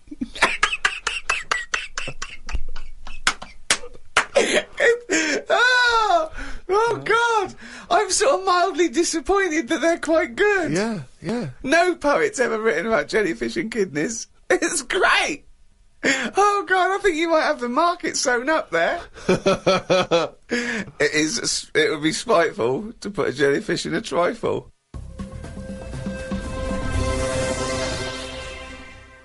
I mean, I'm both impressed and fascinated and worried by Karl's new literary outlook. Yeah. You know, we've said to him, we've tried to make him appreciate the arts and poetry and explaining like what metaphor does and symbolism and all that. But I'm worried it'll backfire, because what if he becomes clever and erudite and then we lose our little endless well of stupidity? What if we lose our little shaved monkey? I mean, these podcasts without, It's almost like you were evolving into a human. I mean, you've authored a book. Well, I have to say, I mean, without at the risk of sounding like we're shamelessly promoting it, I've only just looked at the book today, because that's the first time I've seen it, The World of Karl Pilkington, and I was very impressed by how legitimate it feels. I mean, it does feel like an actual Well, book. he's put so much work into it. I mean, He's done drawings, he's done extra thoughts and ideas, and it's very odd to think that that has probably gone now into the British Library, which I think is obligated to take a copy of every book published. Incredible. I mean, let's be honest, it's not going to be on anyone's bookshelf. It'll be on their lavatory cistern, possibly next to their bed. But nevertheless, it's hardback and it's got pages. It's a real book. Yeah. Will you now read some great works? Will you read poetry at all, or? Probably not. I don't like reading made-up stories, because Fiction. life's interesting enough, innit? Right. If I'm going to read someone else's lies, I might as well make some of my own up and save me money, is what I mean. But you do read lies and made-up things. You just take them as the truth. Most of the spurious facts and apocryphal tales and ridiculous stories that you read on the internet are, I mean, fiction. Yeah, but as long as it gets you thinking, then it really doesn't matter. Say, like, you know, I was telling you about the sea being full up, Yeah. right? How there's too many fish in it, and they're all being pushed out.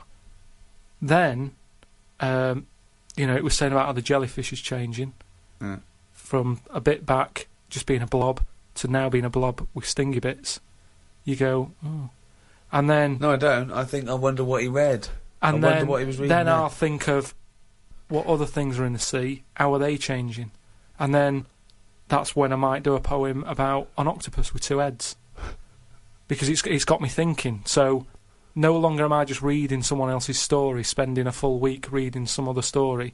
I've read a little paragraph, and that's got me thinking about And it's an inspired octopus you to make great art. with an octopus with two heads.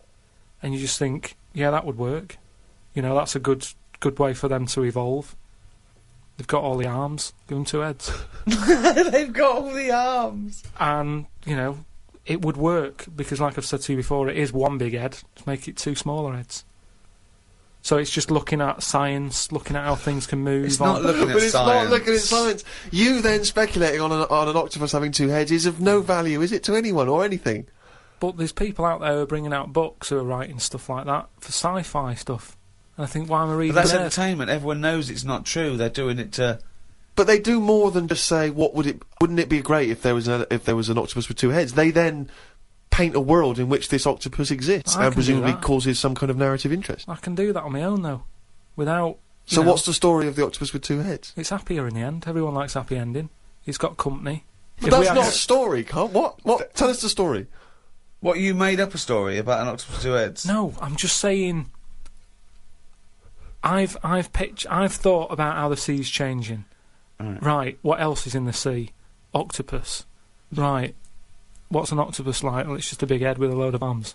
Right, how would I change that? I love this thought process. But it's not a story. This is not a story. It's not anything. It's just some thoughts you've had. It's not... But a story is there to make you think and have thoughts. But what is it that you've thought? You've not... I don't see what you've thought here. I've just thought, yeah, that'd be alright. I know, but... Well, like King Kong, then. That's only someone who's gone, oh, monkeys are getting better at stuff. Yes, but it has a story, doesn't it? They go in search... No, it isn't. It isn't saying monkeys are getting better at stuff.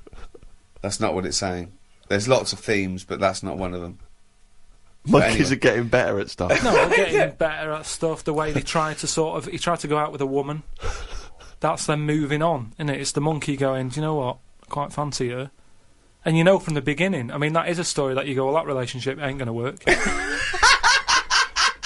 you know what I mean? I mean, I've not gone out with women who I've quite fancied, but then they smoke. And you go, oh, that's enough to put me off. Yeah. So, when a monkey's that big, the thought wouldn't even pass my mind. To go on a date. This could work out. Sometimes it's just, you know, relationships are made for each other. Now, that for a story, you wouldn't think it'd go past page 1. Yet you're having a go at me because an octopus has got two heads. Which isn't that weird. When you look at them anyway, I mean, it must be the weirdest thing knocking about on the planet. I'm not kidding you. I've never seen anything so weird. And yet... He's angry because he's not seen anything so weird as an octopus. So but it's not yet a story. What's weird about it? What's strange about an octopus with all the things that could... Why is it any weirder than a dog? Because it couldn't be further away from us. A dog has got human eyes. If a jellyfish had a pair of eyes like ours, I probably wouldn't worry about him that much. But like I said to you, it's that way that they haven't got eyes, they're floating about. I can handle some fish. They look like, because they've got eyes, you can make eye-to-eye contact with them. A jellyfish, what are you looking at? It's a snidey thing, like I've said to you. You can see a lot in eyes. Do you know what I mean? They say, don't trust him. Why? It's his eyes. Jellyfish haven't even got any, and I don't trust them. Whereas if it had them, maybe there'd be the odd one that I'd go, oh, that one's alright. Okay, Carl, I'm just going to throw an animal at you. Tell me how weird it is, what bits annoy you, how you'd change it. Okay. A crab. How would I change it? Yeah. Does it annoy you? Do you think it's weird? They are weird, but they're at that size where they can get away with it. Yeah, it suits them. Okay, good. Would I change anything? In a way, you know, what you're saying about things not working, he can't walk forwards. So why hasn't something happened? Why haven't they said, you know what, these arms are too clumsy. We need to have them so they can slot away easier, and we can pull them out when we need them, instead of clumping around with them. Because they do struggle. You see them struggling with their arms. Yet they're still here, they're still doing that, they're still designed that way. What's the weirdest animal? So you think the octopus is the weirdest animal on Earth? Yeah. In terms of design and everything, and if you lined everything up, say if I'd come from another planet, and everything was lined up in a row, and they said, right, we're going to give you a crash course in what's knocking about on this planet. Yeah. And you go, right, go on then. And you go, this is man, here's a woman, here's a dog, here's a cat, here's an octopus, here's a... I go, hang on a minute, what is this?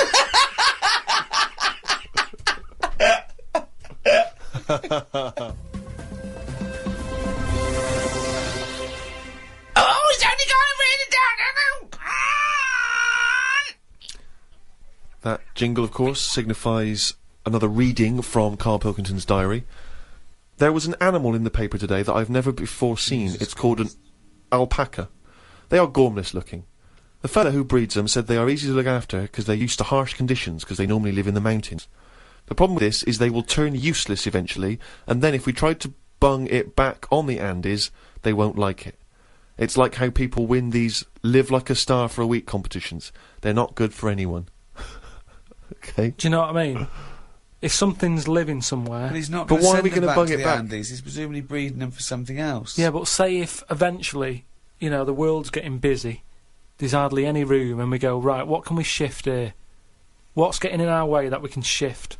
Well, those funny-looking things came from the Andes, bung them back. All right, then let's put them back. And they go, oh, they don't like it.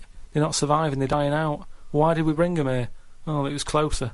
Yeah, but look, we've died out now of the... Sorry, this is an argument with yourself. Whole scenario. No, this isn't happening. Don't get angry about it, like it just happened and you're sick of it. None of this has happened yet. No, I'm just looking at how it will happen. Leave them where they were. But you're getting angry about things that you're speculating on now. It's absurd, Karl. Not once have I read here about your anger about terrorism or international, you know, political injustice. Not once have you written about that. Only about the fact we may send animals back to the Andes. I know, but just because it just annoyed me, that's all. They brought them here. Some fella's getting a load of praise because they brought this weird animal into the country, and yet it's like, well, they were on the Andes for a reason. Leave them there. It was happier there. I mean, I feel guilty when I open a bag and a fly flies out of it, and I think, where's that come from? What bag are you opening with flies? What bag? No, just when, like, you know, the bag I took the computer home in, a fly flew out of it, and I thought, when did that get in that bag? Wherever brought that from? And it's the same thing. It doesn't want to be somewhere else. It was where it was. And that's the same with this Polaco, or whatever.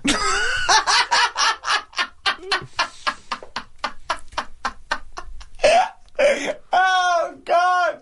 It's amazing! It really is the ramblings of a madman, isn't it? Some new sea thing has been found. That's the headlines on the news. It wasn't found by sea experts, it was found on eBay. Someone was selling it for £5. I don't see the point in buying something that you don't know what it is. What do you mean? What do you mean? It was... Someone's found some sort of shell with a thing living in it. Right. They thought, oh, I've never seen one of these before, I can flog it on eBay. Someone bought it and then wanted to look after it, went to some sea expert, and they said, oh, I don't know what that is. That's the story. It's just weird how stuff's being found on eBay. No, it wasn't found on eBay, though, was it? Yeah, but that's where the specialist people sort of picked up on it. It's just weird that... I mean, all I was saying is I wouldn't want one. If you don't know how to... If it's a new creature, you don't know what makes it happy. When you get a kitten, you go, stroke its head, loves it, right? And you can do that knowing that it's liking it. If I had a little seashell, and you go, does it sit in water? I don't know. Do you know what I mean? You could end up doing more damage. So that's why I wouldn't want it. It's nice to have rules, isn't it? It's nice to know what you're doing with something. Well, as you write in the diary, it's like if an alien landed and wanted to live with you.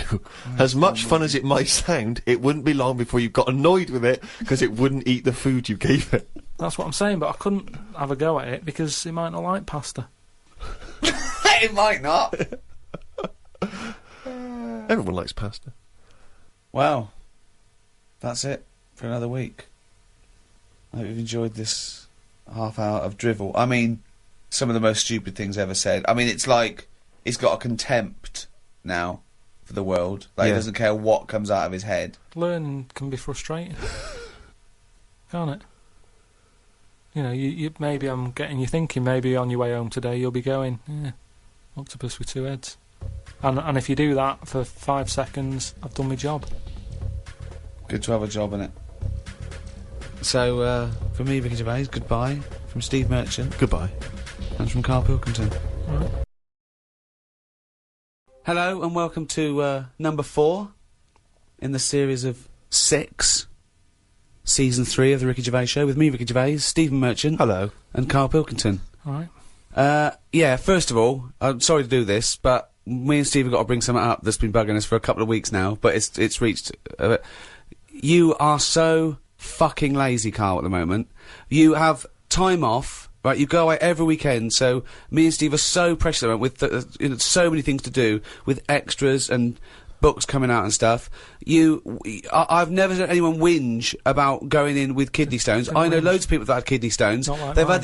had no, you say not like that because they've had the operation. I know people that had their appendix out, right? An actual under the knife operation, and he was back at work the next day and he had a bit of a sore side. But you have whinged now for weeks and weeks. Everything you say, oh, I've had this, oh, I've got to go in again. But you're still well enough to go away every weekend to see your folks or your in-laws, this is the or problem. or holiday. And it's just, we are so, you know, sometimes you've got to pull together, mate. Yeah, but what I'm saying is, you say keep a diary, and you said make sure you do a diary for a year. Yeah. If I didn't go and visit people and travel the world, what would I do in it? Karl, I read your diary every week. All you seem to do is spend time in a cafe, having a cup of tea and a bit of breakfast. That's the weekend, that's who are when you people do constantly stuff. visiting? Anyway, let's not argue. You don't even People like want your to wear family, that I thought. arguing. It's not my family, is it?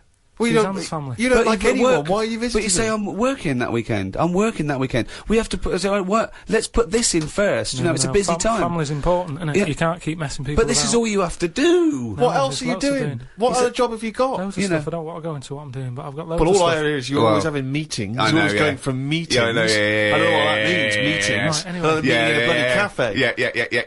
Yeah. Right, So, well. no, seriously though. So you've been on your travels. You've got lots to talk about. So Yeah, I've got to go in hospital again as well, haven't I? So, What's your current state with your old? I don't want to go on about it. Well, no, I mean you've brought it up. you're fine. You're well enough to go away. You're well enough to go on holiday. You're well enough to visit people. You went on a train. You went to Manchester. You must be well enough. So you're well enough to do this.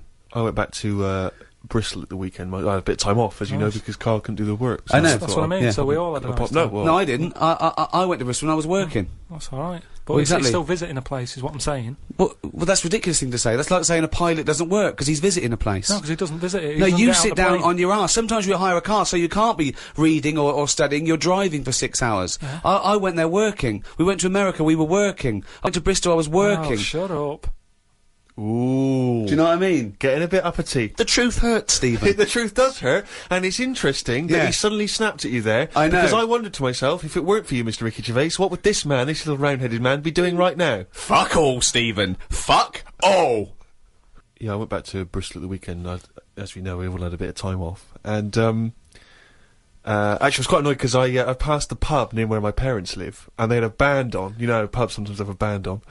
And the name of the band, I'm disappointed that I missed them. The name of the band, Rick, was Loose Change. But what I like about Loose Change is it's the least evocative name for a band, isn't it? It's not amazing. sexy, it's nothing. It's got no kind of mood or feel to it at all. Loose change. It's just, it's... Welcome. Rough outline. yeah. It's just nothing. The checkbook stubs. Pocket fluff. yeah.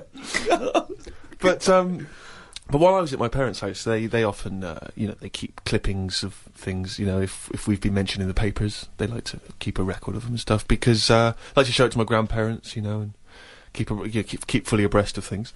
And, I managed to find a couple of them. This was what, I don't know if you've heard this, Karl. It's, for people who don't realise, Karl was making a couple of little 3-minute TV projects recently that were on Channel 4.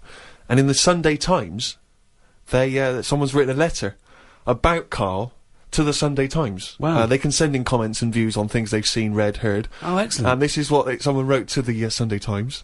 Who is Karl Pilkington? And why have I just wasted 5 minutes of my life listening to some of his cretinous thoughts on Channel 4? He asked, why are there so many dinosaurs on display in museums? Quotes, couldn't they just choose the best one and just show that? He summed it all up by deciding that we know too much. Somebody clearly doesn't know enough to know that this is a complete waste of airtime, showing no wit, intellect or creativity. That's from Wendy Robinson in Berkshire. You can't have your critics. You know what I mean? You've got to have your critics. Of course you have. If everybody liked what you did, then you're not doing the right thing. She wasted 5 minutes, and they were 3-minute wonders, so it must have felt... Yeah. 2/3 as long again. But think how angry she must have been to have bothered writing this letter to the Sunday Times. Well, that's good. I mean, though. you It's made her really do must some- have... It's all about getting people thinking. That's what I always say to you. As long as I'm getting people thinking about what I've said, she remembered what I said. But what views did you put out in these short films which you feel people perhaps should be talking about, discussing, digesting, thinking about? Just stuff that was in my head that day when I was filming them. Yeah. Is it in your head now? Some of it is. Now you've remembered me what I said. Now you've what? Now you've sort of told me what I said in that one. Yeah, I remember saying that. Yeah. And I stick by it. Remember him some other stuff? Yeah. I'll tell you now, right? This, if I don't know if Wendy's, listen to this. But, Almost certainly not. But listen, right? I was saying about the museums, right, and how they're big and everything, and they've Brilliant. got dinosaurs all over the shop.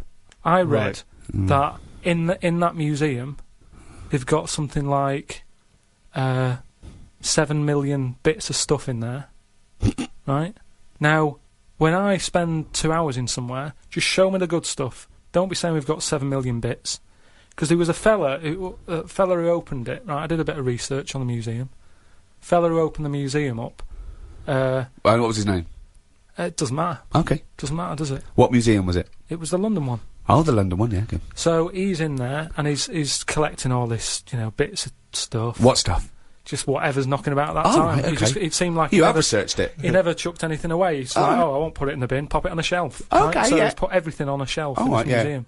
Then, as time I went think you're on- going into too much detail, but just give us the gist of it. No, but all I'm saying is, he keeps everything, and if you keep everything, sometimes it'll be good stuff, right? And a lot of the stuff was going missing, the good stuff. But people who set these museums up are just as crafty. What? The fella who found Tutankhamun, he was pocketing all sorts of fingers and stuff in his pockets on the way out. That had rings on them and stuff. So all I'm saying is, why is she having a go? But She's hang on, learned wait, something. what's that got to do with someone pocketing? I don't understand your point. Because she's sort of moaning at me, going, "Don't have a go at the museum and the dinosaurs."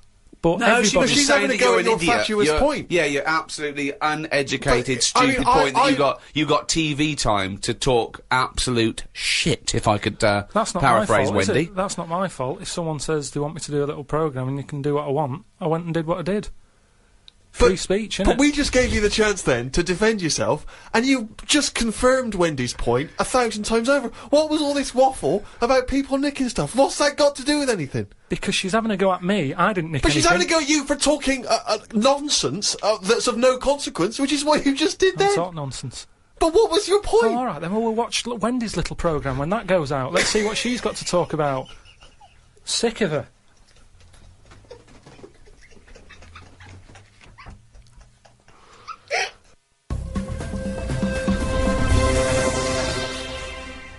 So anyway, as I say, my mother saves various clippings and things which may be of interest. This was recently in the Daily Mail, in one of those kind of gossip columns. Ricky Gervais's cringe-worthy dance routine as managerial buffoon David Brent was undoubtedly the highlight of BBC comedy The Office.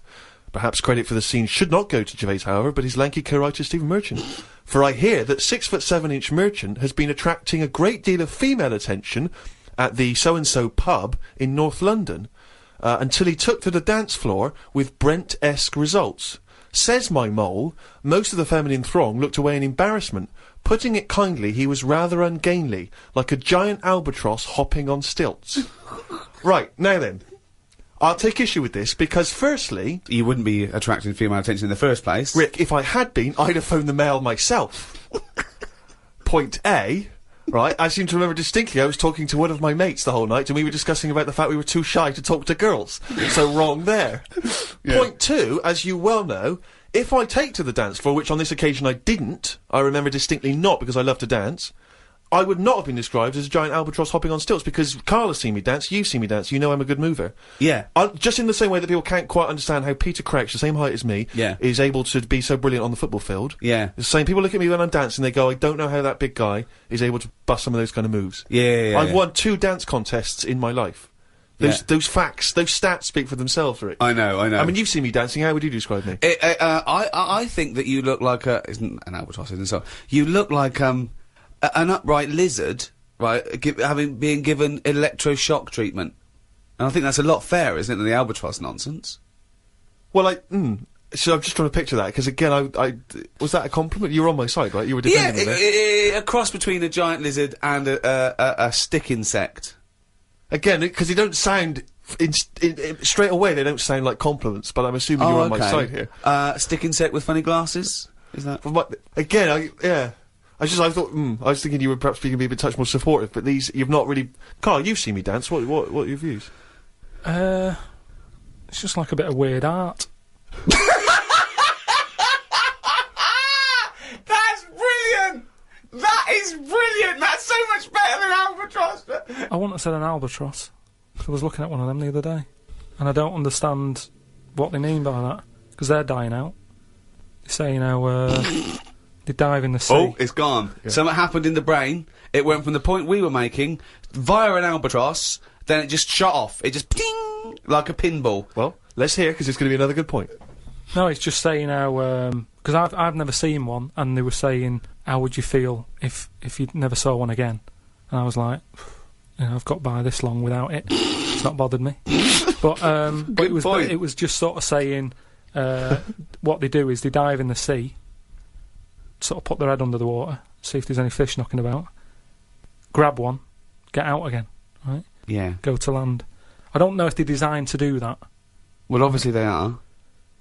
No, because seagulls are, because you see them floating about. Now, what's happening is, they're doing that, but getting caught in nets. Well, that's it. The net shouldn't be there.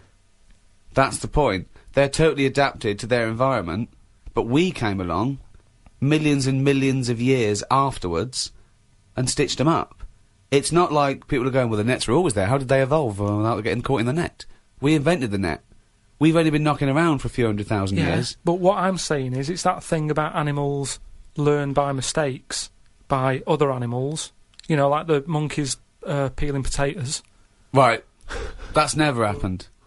They go and put nuts in the salt water to salt the nut. Whatever. How does that get to peeling potatoes? Because in your head, they were working in a canteen. Making chips. Yeah, definitely, yeah. It doesn't matter what the food is. I'm just saying how they know how to sort of prepare I that love food. the fact that you don't care what the fact is. When you're discussing facts, that's all that matters. Otherwise, on Mastermind, they just go, who wrote Much Ado About Nothing? Dickens? Yeah, close enough, whatever, someone did. The fact is what matters. Yeah, but with that question, that's got a straightforward answer. What I'm telling you is the way that animals work. If it's a potato or a nut, it's a foodage.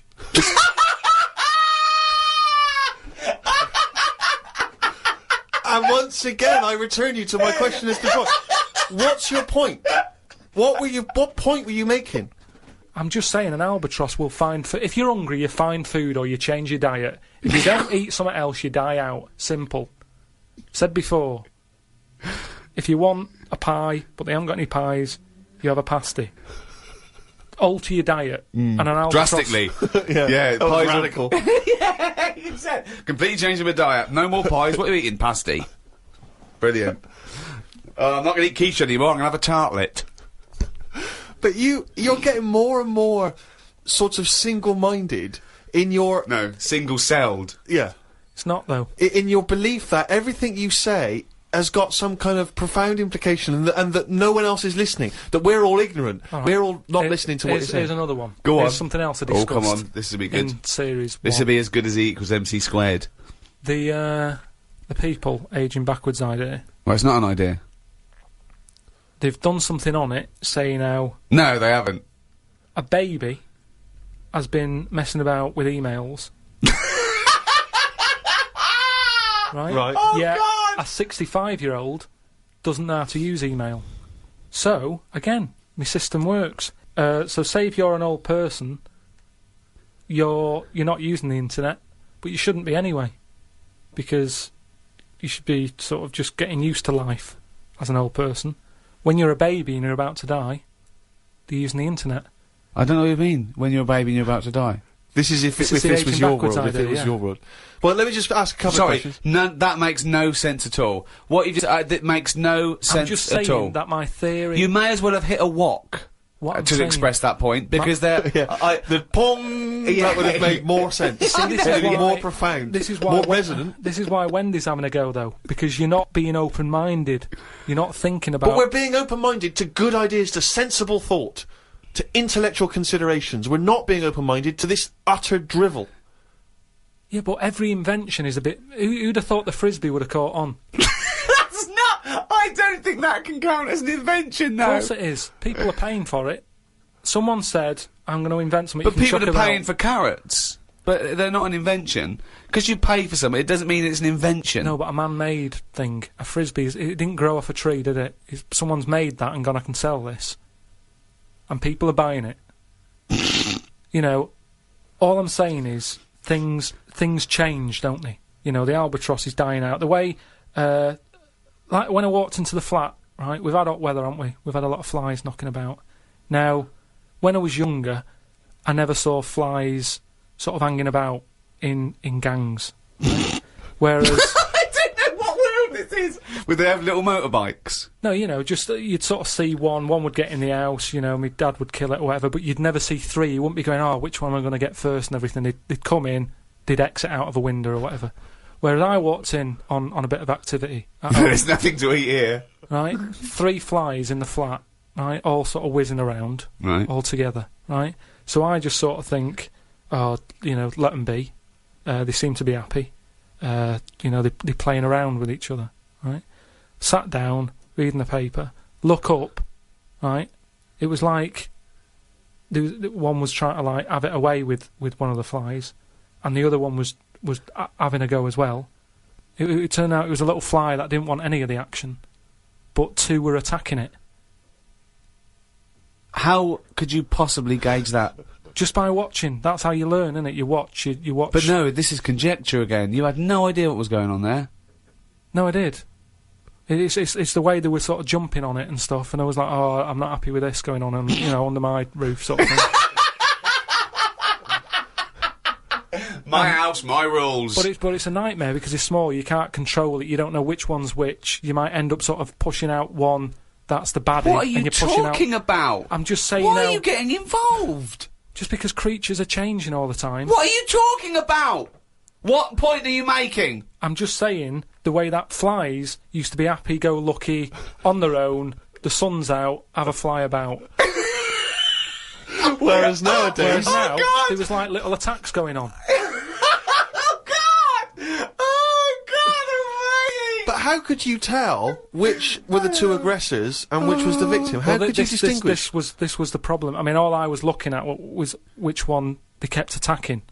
And I was thinking if I can get that one in the bedroom and then get the other 2 Sorry? out the window. What are you... Just breaking it up. Because what sort of a person would I be to let that go on? I don't know what he's talking about. He has no feelings for anything. He doesn't care if whole species die out. Why are you That's getting where you're wrong. involved? That's where you're wrong, because I think more than most people. I think there's a lot of people who just go through the motions. Yeah. They do It's the the- same thing every day. They can do a job, but that's all they stick to. They don't think about what are them flies doing. Carl, What's that I've lady known doing? you for, I don't know, 4 years, and all you ever say is things like, why do we have jellyfish? No, I haven't mentioned a jellyfish today. But it's the same old shit. You look at something, you make up your own story, and then your conclusion annoys you, even though it's totally fatuous. Like I say, the man with the frisbee, what happens if he had a mate who said, rubbish that, he wouldn't have done it?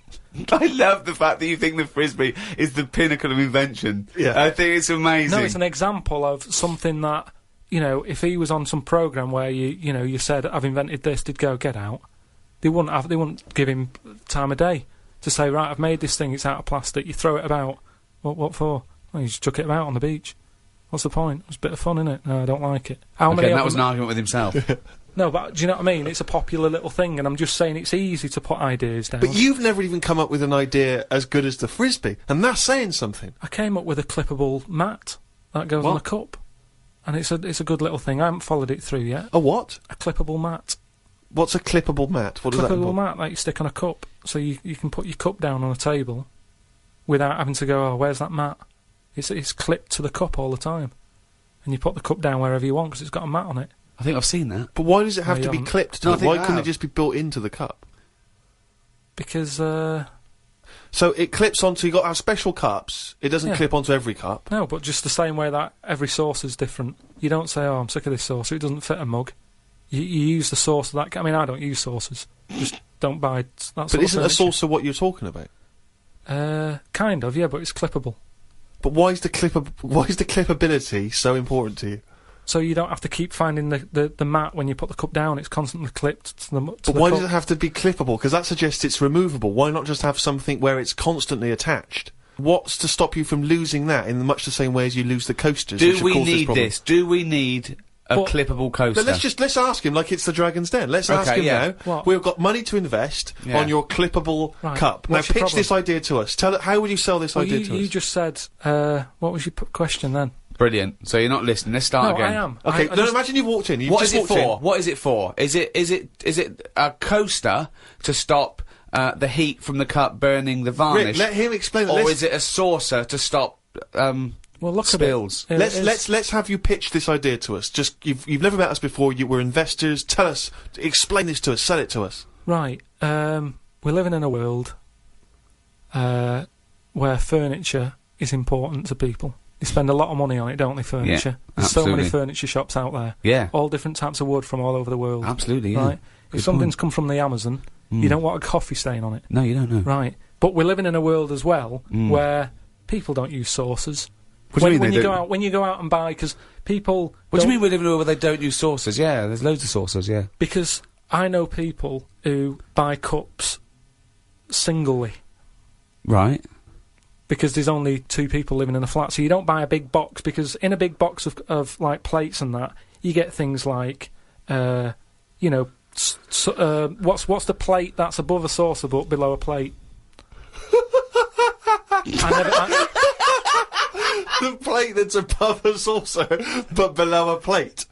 So it's a plate, but it's below a plate. But it's a size that you sort of go, what am I doing with this? So what would it be? A side plate?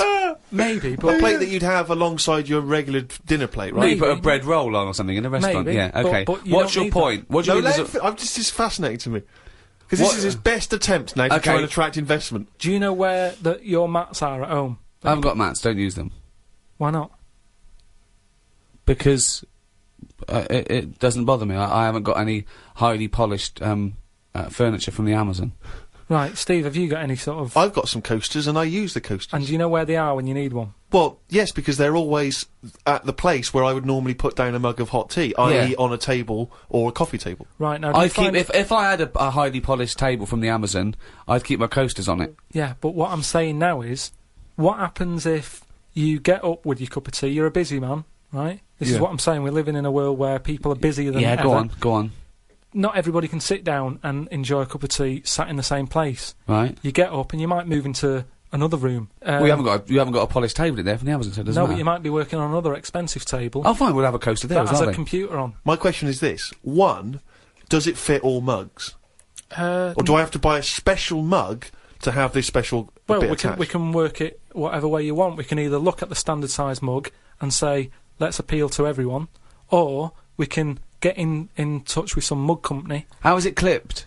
just like little plastic clips that clip onto it. Yeah. and then you clip it off and you clean it. The dishwasher proof, by the way. They don't need that But at all. why can't you just make a mug that has something built in the base of the mug to prevent it from making the mark? No, it's only the heat that makes the mark, isn't it, really? I just want to say now, it's a pointless idea, and I'm out.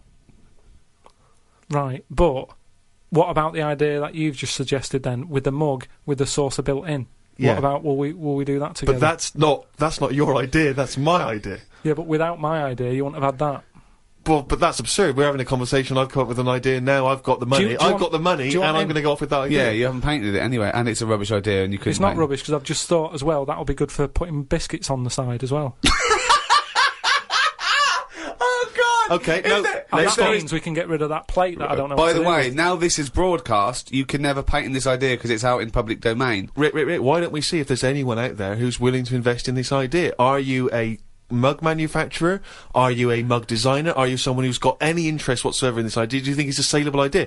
And more importantly, would it be not great to have a picture of Karl's face on the mat? Because it's perfectly round. Perfectly round. As well, and you'd scold him every time Yeah. you... So there'd be a certain satisfaction in that. Yeah, well, if Peter Jones is listening, or that Ballantyne fella, or, what's his name? Any of the big investors on that show, or indeed yeah. any investors anywhere, podcast@rickygervais.com. Get in touch. Tell us how we can move forward with this brilliant new idea. Pathetic. Ouchie, Button, he's gone and written down the little... The jingle that signifies another reading from Karl Pilkington's diary. Got up and put the radio on. I listened to the story that the vicar read on Radio 2. Yeah, that could be good. He was saying how Jesus was 33 when he died. He said he was more into the idea of doing a lot in your life than living for ages. This was linked to the news about the doctor who's come up with some stuff that he's been injecting himself and his wife with that makes you age better. I looked it up on the internet. It wasn't worth them doing it because they are already old looking. I don't know why people want to stay looking young. You can wear a bald head better if you're old because hairs are replaced by wrinkles. That's drivel. No, it's not drivel. Pointless. It's just A pointless entry to a diary, that. It's not, because that could be like an important bit in like world history. What? The fact that someone's trying to make people not age. Age is good, isn't it? When you see an old That's been person. going forever. What has? People trying to age better. No, but he's talking about if you're 90, he wants people to look like they're 30, and that's not good because how would the world run when that's going on? Well, I agree. But You know, when again, people- it's not a revelation. If I like chatting to old people because they know a lot of stuff. So if I'm sat on a train and someone's old, I'm happier talking to them about... They get up and move after about 10 minutes. Well, he No, likes but the fact they- that many of them are infirm and can't. Yeah, they have to stay there and listen to this one. But yeah, even that means that they're getting more out of life in a way because they don't move about as much, so they have more thinking time. It is weird how that happens to you as you get closer to death. Jesus. You know, you're not working as much because you're resting, and you can think back about your life, and you can think, oh, I had a good one.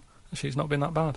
Whereas if... But you must have started that now, because you've been doing nothing for the past 3 months. Yeah, but I'm just... well, that's, like I'm saying, it is a good thing for you to do, to sort of think about what you've been doing with your days and your weeks. And how stuff. do you assess your life so far? With all this spare time you've had in your hands and moping around and moaning about your illness and just sitting round, right?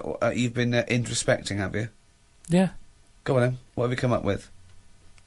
I haven't come up with anything. I'm just, I'm just, you know, I have an all right life, and things are changing. Oh, keep saying that. No, but you don't know how much they are changing to the point of, I don't know if I mentioned the squirrel eating Mars bars, but from that, from that happening to monkeys opening bottles with lids on them, to it's mental out there. It's madness what is going on. And all I'm saying is old people need to be old people. You need oldness. You need to see old people. You need to go, right, they might have a solution. They've been on the earth longer. Quick, we need an answer. How old are you?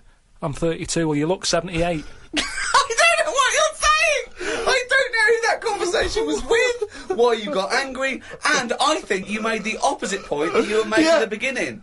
If you say you're 32, you look 78. No, you were saying about it'd be a problem if you were 78 and looked 32. Well, I don't know what you're saying. You came down on the wrong side then. You did that whole thing and you bollocksed it up again in your brain. I'm just saying, either way, you need to have people who look old. Otherwise, who's in charge? I don't know what you mean. Right. So you say you're saying it'd be all right to make 78-year-olds look 32, as long as there were some 32-year-olds that look 78, as long as you've got old-looking people. No, but say Can I like... tear this page out? Because it's worthless. What I mean is, when I went to the doctors, I saw the specialist, right, about the kidney stones. I was asking him all the straight questions. Go on. Is it life-threatening? No. You know, how long am I going to be out? All Couple the of rest days. of it, right? Now, As it turned out, it is life-threatening, and you've been out for 3 months whinging about the fucking thing. Strange. Now, he was quite old. He looked about 55, and that reassured me in a way. In a way, it didn't, because he's one of them doctors who didn't open his eyes much, and I kind of thought, I hope you open them wider. I don't know what you're talking about. What do you mean? What? What do you mean he didn't open his eyes much? One of those sort of doctors who's either that overworked, that he does that, you know, when he's tired, so he's going, right, what we're going to do is, and he's doing that with his eyes shut, he's talking like that. This is radio. I know, but I'm telling you, so you can see. But people are meant to be listening to this. But if they can't imagine me with my eyes shut... Well, tell him you got your eyes shut. Just say he had his eyes shut. Yeah, he had his eyes shut. Had he been reading this? Bored stupid, I imagine. You're just trying to get a... But do you know what I mean? Or I don't know if it's because he's tired or if he's that educated that some people know so much you don't even have to look at it. You don't know what you're talking about. Intelligent people. Who is so educated that they don't need to open their eyes? You see it. You see, like... What is that? So, who's that bloke up there? Is he blind? No, he's been reading too much. He doesn't open his eyes anymore, doesn't he? No. Old people who you see wearing tweed and what have you, and they're really posh and they talk, and whenever they talk, their eyes are shut and they I open... don't know what this observation is. I don't understand why you've never seen that. I've never seen an old, educated man wearing tweed who doesn't bother open his fucking eyes. Steve, I don't know what you're talking about. Steve, have you seen... Do you know what I mean? When people don't sort of open their eyes when they're talking to you, and it can be quite annoying, because it's like they're saying, I'm not interested about you sat there, I'm not bothered if you're listening, I'm saying what I'm saying because I say what I say. And it can be quite annoying. If he has got his eyes closed, he's probably just trying to absorb what you're saying and think carefully about probably. it, so Anyway, he doesn't misdiagnose you. I'm not having a go at him. Well, it sounds I'm like just you are. saying he was 50-odd, and I was happy that he was there telling me... I don't know why you were watching his eyes when he was telling you about your insides. Because you can tell a lot by people's eyes. That's what I said about jellyfish. But, you know, just lines in a face tell a few stories, and I don't think we should get rid of them lines. Brilliant. Wise words.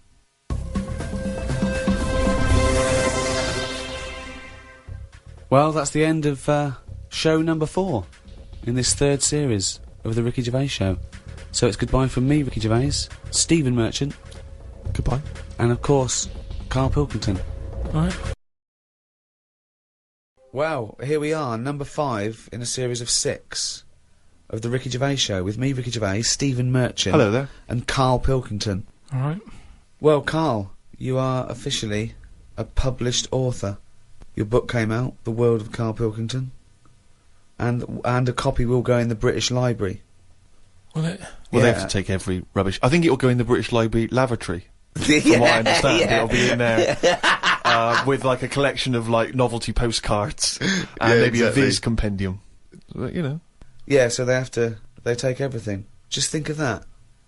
But is that a rule they set up when books were more important to people? And now it's kind of like, oh, I wish we never said we'd do that. Well, they have to add 2 miles of shelves every year, apparently. That's what I mean. Now, surely, you know, they change a lot of other rules, don't they? They used to allow people having their head cut off. And now they've gone, we shouldn't do that anymore, so we'll sort that. Why don't they just say, only so many books a year, make it in there?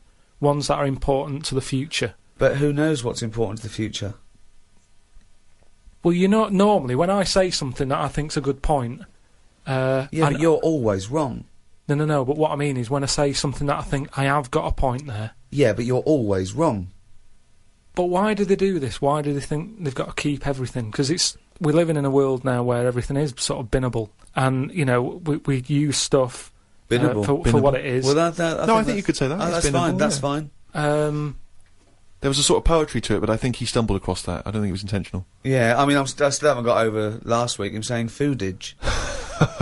Do you know what I mean, though? That the world's changed, so why is that rule still hanging around when... Well, it's not a rule. I mean, it's not a rule that, you know, the country's going to, you know, live and die by. It's just that it is seen as a repository for knowledge, for information.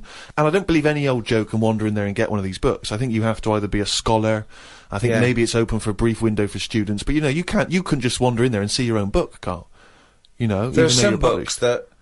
that they have to turn the page for you in gloves, so the amino acids. I'd hate that. With yours, it won't matter. They just go, it's over there, or they throw it to you. No, it's just or that they slide it along the floor. They say, "Oh, I can't give it to you, Carl, because it's propping up this desk." Yeah, they kick it to you and say, put it in the bog when you're finished with it. It's just that thing of being timed, though. I hate it when people go, "Oh, have you read this?" And then I can't read it properly because I'm thinking they're thinking I'm taking ages here. Do you know what I mean? So I have to scan read it, and I go, "Oh, it's good that," and they go, "What do you think?" And I go, "Oh, about what?" So I'd hate the fact that someone stood there with gloves on, because that isn't normal, relaxing sort of reading, is it? But it's not, you don't go in to read the Doomsday Book, let's say, in order to just have a relaxing read. You're going in there to study They're it, you know, historically. to say they're professors and scholars and scientists and historians. They don't wander in because it's raining and they go, what's a good read? There's not a man wearing white gloves turning the pages of the latest Jackie Collins. Exactly. Do you have heat? Watching your lips move as you read to see if you should turn the next page. I suppose I shouldn't really feel guilty, because at the end of the day, right, I mean, people always rave about Shakespeare, saying, oh, you know, his work was good. But Brilliant. at the same time... He'll probably put that on the book when he brings another one out. He'll put your review on it. Yeah. Oh, that was good. Karl Pilkington. But at the same time, you know, like, some people will have a go. I'm ready for people having a go, like that Wendy did about me little films I made. There's always people... Wendy now Robinson. Yeah, you know... It's her opinion. For those of you who didn't hear and- last week, she slammed Carl. No, well, you know, each to their own and that. And, you know, if everyone liked the same thing, I don't know what we'd do, right? Sure. You don't know anything. So all I'm saying is, everybody raves about Shakespeare, when, if you properly looked at what he did, he invented a lot of swearing words, right? Effing and jeffing and that. Now, if... That was one of his. Well, it's Effin' and Jeffin' and Effin' and Jeffin' Part 2. Did he make up a great deal of swear words? I don't know that I'm aware of this. A lot of them are Shakespeare invented. But all I'm saying is, for some reason, when things are brought out years ago, people say they're good even though they're not, is what I mean. But let's not mistake the fact that Shakespeare is not... He's not...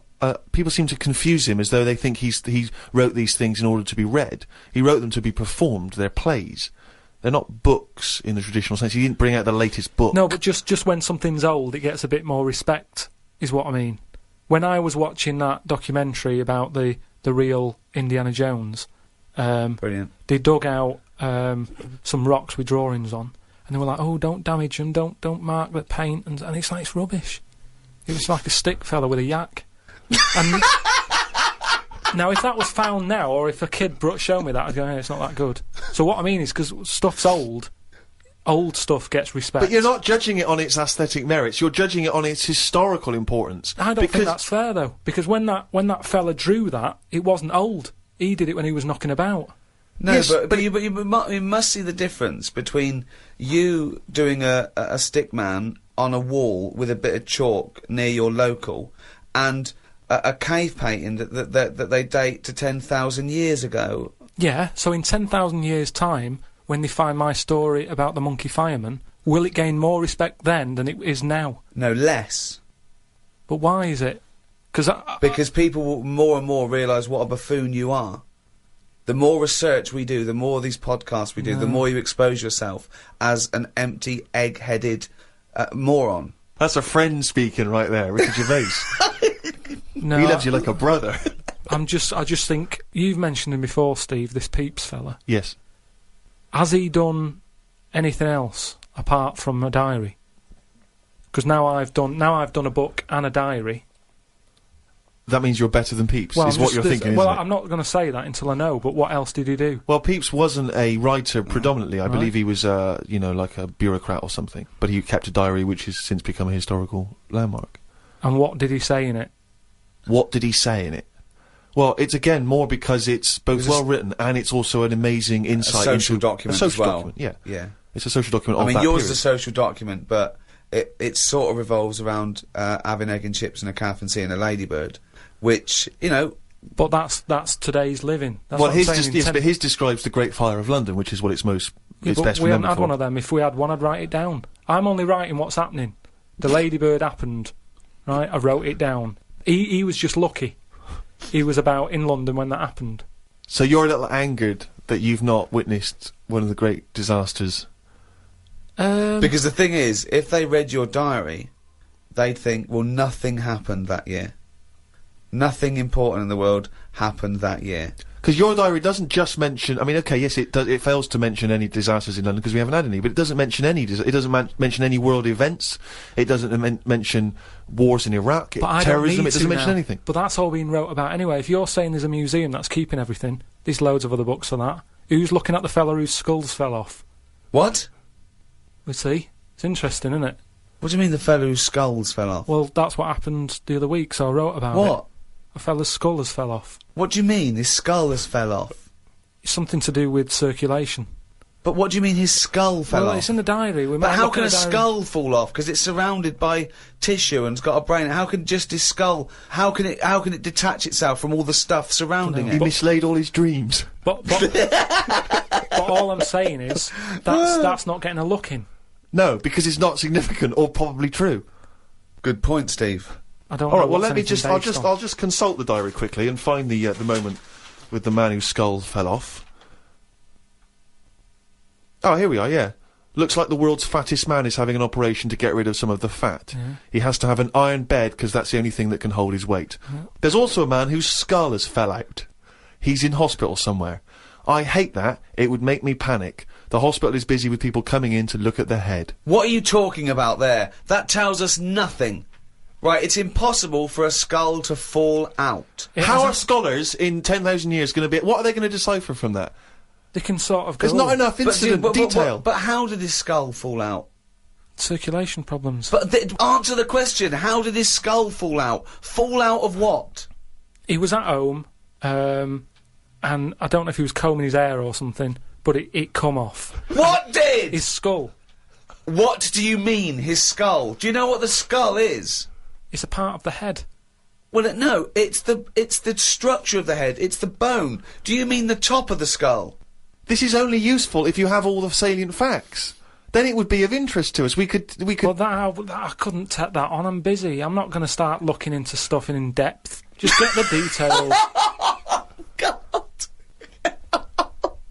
You're such an idiot. You are the best, idiot in the world. Well, I don't want to be premature, but that entry is followed by, I injured my toe the other day by dropping the toaster. Instead of letting it hit the floor, I tried to catch it with my foot. I didn't think I'd done any harm, but my nail looks like it could fall off. I might show it to the doctor when I get me kidney stones out. We could easily get by without nails on the feet. They are more trouble than there were. You're so wrong. You're so wrong. I think on the days when cavemen without shoes and animals need nails, I don't think we need them now. I honestly... Because you hear about ingrowing toenails, right? So that's a problem.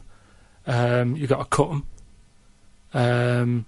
Stuff gets under there and gets infected. Get rid of them, you won't have any of that. As long as you wear shoes. No, you'd have unprotected toes and fingers, wouldn't you? I didn't say on the fingers, just on the toes. So why do you need them on the fingers and not the toes? Because you use your hands to do stuff. I've said about toenail out, it'd be good to have it growing on the head. What? Just having like a sheet of it, just like a nail on the forehead. You wouldn't look weird because we'd all have it. I'm not saying. What are you talking about now? I'm just saying I don't want to go on about evolution and stuff because we've done it all. What do you think the skull is for? No, but I mean on the outside, so that when you bang your head, it's a little bit more protection. Like people. I mean, you're looking at me like that. Why do you wear a helmet on a bike then? Because the bike wasn't meant to be invented. We weren't meant to whiz along at 70 miles an hour with evolution. I know, but because life's changing, like you've said. But you can't go, let's evolve, let's re-evolve. Okay, let's assume we've got this nail on our head that's growing out of our forehead. So we look like one big thumb. Yeah. Which weirdly, Karl kind of, I mean, you can almost imagine it looking at Karl now. You can imagine a big nail there. Does the nail continue to grow? Do we have to trim the head nail? Yeah, in the same way you get a haircut. Why is that preferable in your mind to just wearing a crash helmet in instances where you might have something hit your head?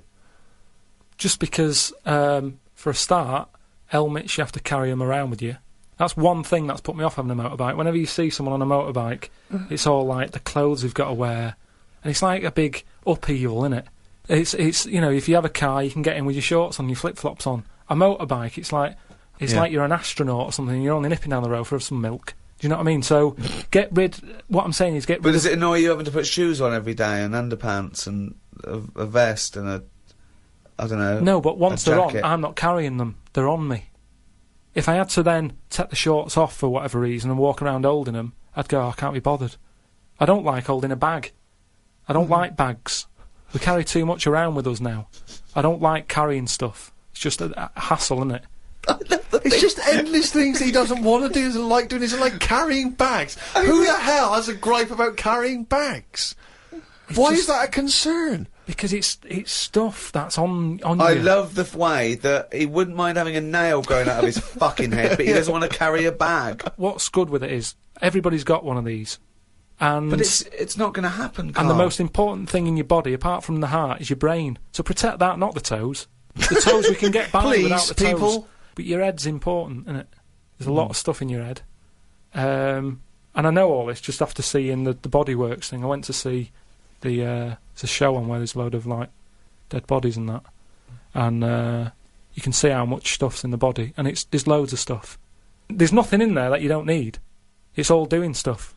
Everything in your body. We've been telling you that for years. But you reckon you don't need the toenails? Yeah, that's on the outside. I'm saying everything that's on the inside of your body, right? You don't need the appendix. No, but doesn't that depend on what lifestyle you have? Well, it's a hangover of when we probably ate a lot more cellulose, and it's. Yeah, well, they might come back. Things are always coming back, aren't they? So if people start eating them again. What about male nipples? Sort of looks all right though, doesn't it? Because the chest is quite plain, so with nothing on it, you'd go, oh, what's this? It just balances it out. I think it looks all right. I think it works. So leave it. But what were we talking about? But wouldn't you rather have maybe a little like a rib cage around the testicles? Because you get a whack in them and it. Oh. Yeah, that's pretty good. Not an invention, Karl. It's not an invention, and we can't do it. But would you be able to sit down still? Because that's the good thing with them at the moment is movement. So it sort of works. But don't they say, they said something about testicles at the Bodyworks thing.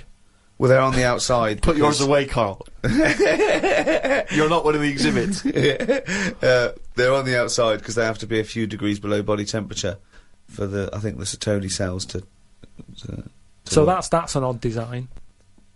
That they had to go there because it is it's a bit of an odd place to have them. Where would you suggest? Dangling from the throat? Sort of. I want to redesign you, right? You can possibly do this now. This is something you can actually do, probably. You could probably have your testicles anywhere. So where would you want them? You've got a giant forehead nail. Yeah. You could have that. It probably wouldn't grow, but we could certainly have that. I just mean, like, because if all it's about is temperature, you don't want to get them too hot. Yeah. Well, they're getting hot down there because you're wearing pants and what have you. So have them nearer to the outside of the body. Well, they are near the outside of the body. No, but we wear pants over them.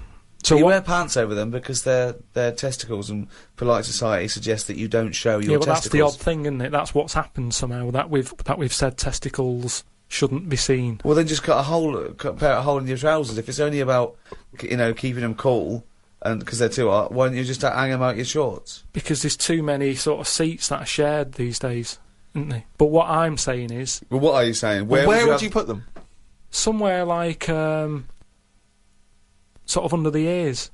So it sort of just looks like lobes. So you would redesign your body to have a pair of testicles hanging from your ears. And when people are sometimes talking, they do sort of mess with their ears, and they're always saying, check for lumps. More handy. Does the penis remain where it is at the moment? Leave that where it is. Yeah. Well, I don't know about you, Rick, but I would love to see, perhaps on the web, it's very easy to put stuff on web pages now, some kind of illustration, could be computer generated, could be drawn by hand, of the new model Karl. Bear in mind, people, that he's got some testicles underneath his ears. And a big thumbnail on his forehead. Talking to Karl, I want to see Karl's head everywhere. It's the roundness that I like, okay?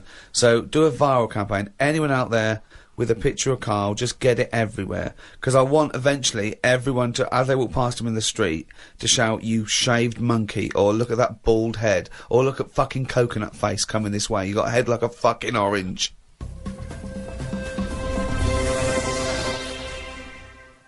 went out the other night with the lads. You know, there's a few of us, you know, young, free and single. Must look like the Swingers. Oh, it was pretty. It looked like a boy band had gone out. It looked like Really? It looked like, you know, NSYNC had hit the streets. Right, yeah. Yeah. We'd dressed up, togged up, out for a few drinks. A friend of mine said, "Let's go to a club." Right, I haven't been to a nightclub for a long time. Actually, I haven't been. Is that because your glasses steam up when you walk in and out of the cold? That is a problem in the winter. I genuinely, it's very difficult to make a good impression when as you walk in, your glasses steam up straight away, and you know you got to take them off and clean them and stuff, and then you know you get a bit on your white fronts, you pull your white fronts up through the jeans, Yeah. clean them on that, or the back of a girl's dress. But we cruised down to the club. It's one of those big sort of super clubs, London super clubs. Never been in one of those, the Ministry or any of those things, so it was all new. And it's a bit of a queue. I think it's a bit of a chore. But we're queuing up, we're in good spirits, we're looking at it. It sounds pretty funky, we can hear the music coming out. You know, been in the queue for quite a while, 20, 25 minutes. Forget it. 25 minutes. Well, yeah, we were pretty excited by this point. The doorman says, "Hello, lads." I said, "Yeah, we're coming, please." He went, "No, you're not." I went, Really? "What?" He said, "You're not coming in." And he just immediately lifted the little rope and sent us away from the queue, right? And we were slightly perplexed. We were dumbfounded. We didn't know what to do. It was like this couldn't be happening. It didn't make sense. We just queued up what was going on. And so, my friend said, "Well, we got to find out why he's not going to let us in." So he goes back over. I thought you wanted to do. You wanted to tie him up with logic. That'll show a bouncer. Exactly. Yeah, show him how educated you are and how you can win an argument and make him look stupid. You'll be in that club in no time. That's what they appreciate. They love that. Because what they respect is being made to look like a fool. Yeah, exactly. So we went over and... They really look up to intellectuals. Exactly, yeah. So one of our mates goes over and he says, "Why didn't you let us in?" And he went, "Because you didn't have any girls with you." Now... Now, I'll tell you this. That's kicking you when you're down. Because when you're out on a Saturday night trying to get into a club to meet women, and the reason you're not allowed to go in a club to meet women is because you haven't got any women with you, that's just salt in the wound. It's so humiliating.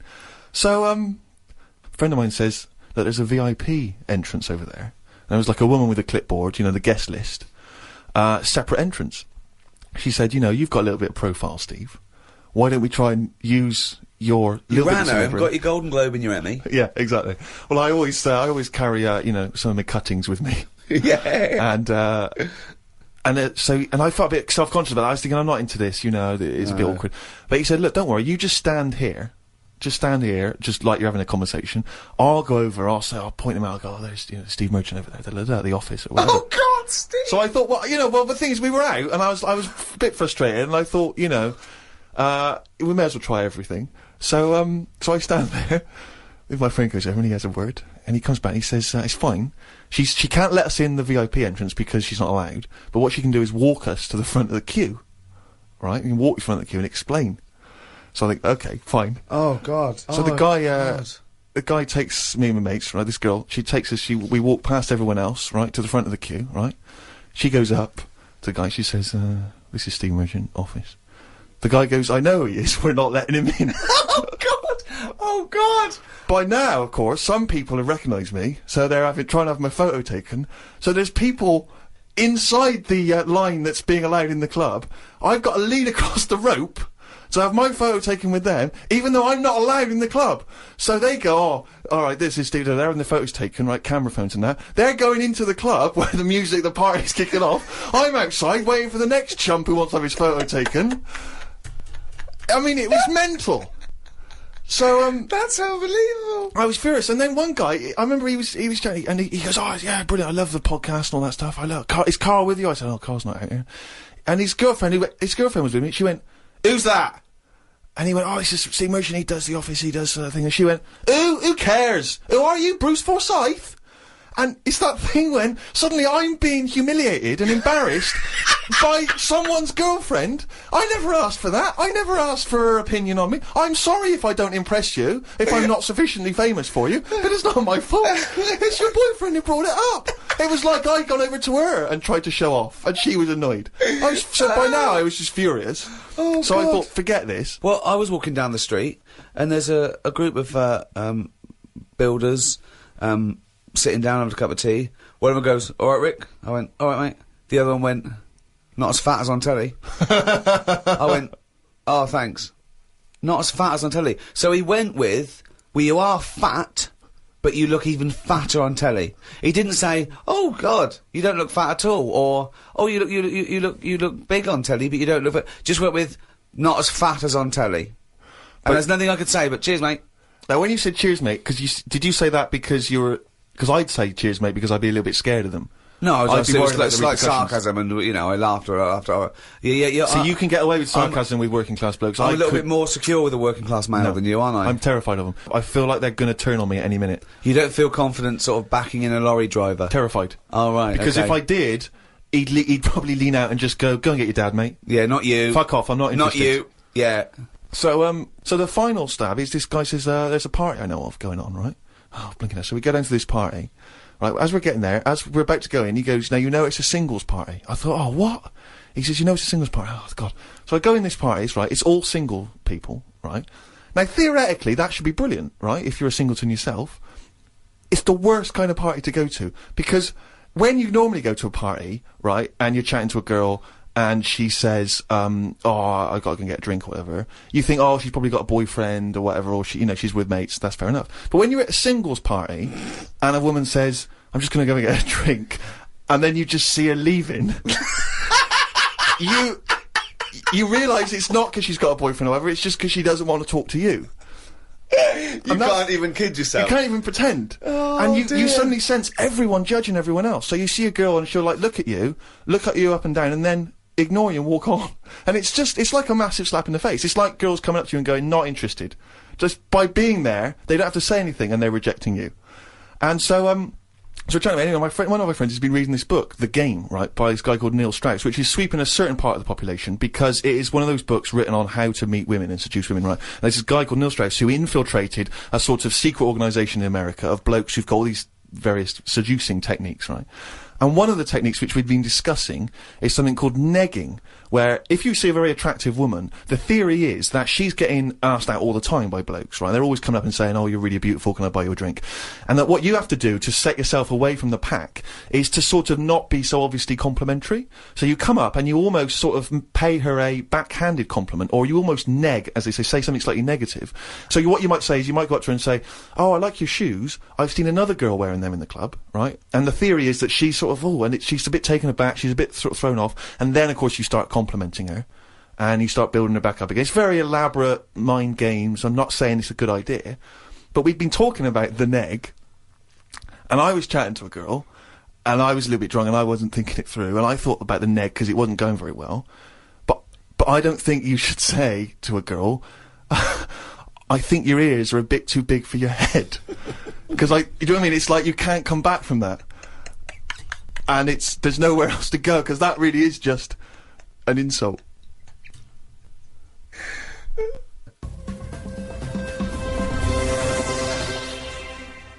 Oh, he's only gone and listened it down the little fucking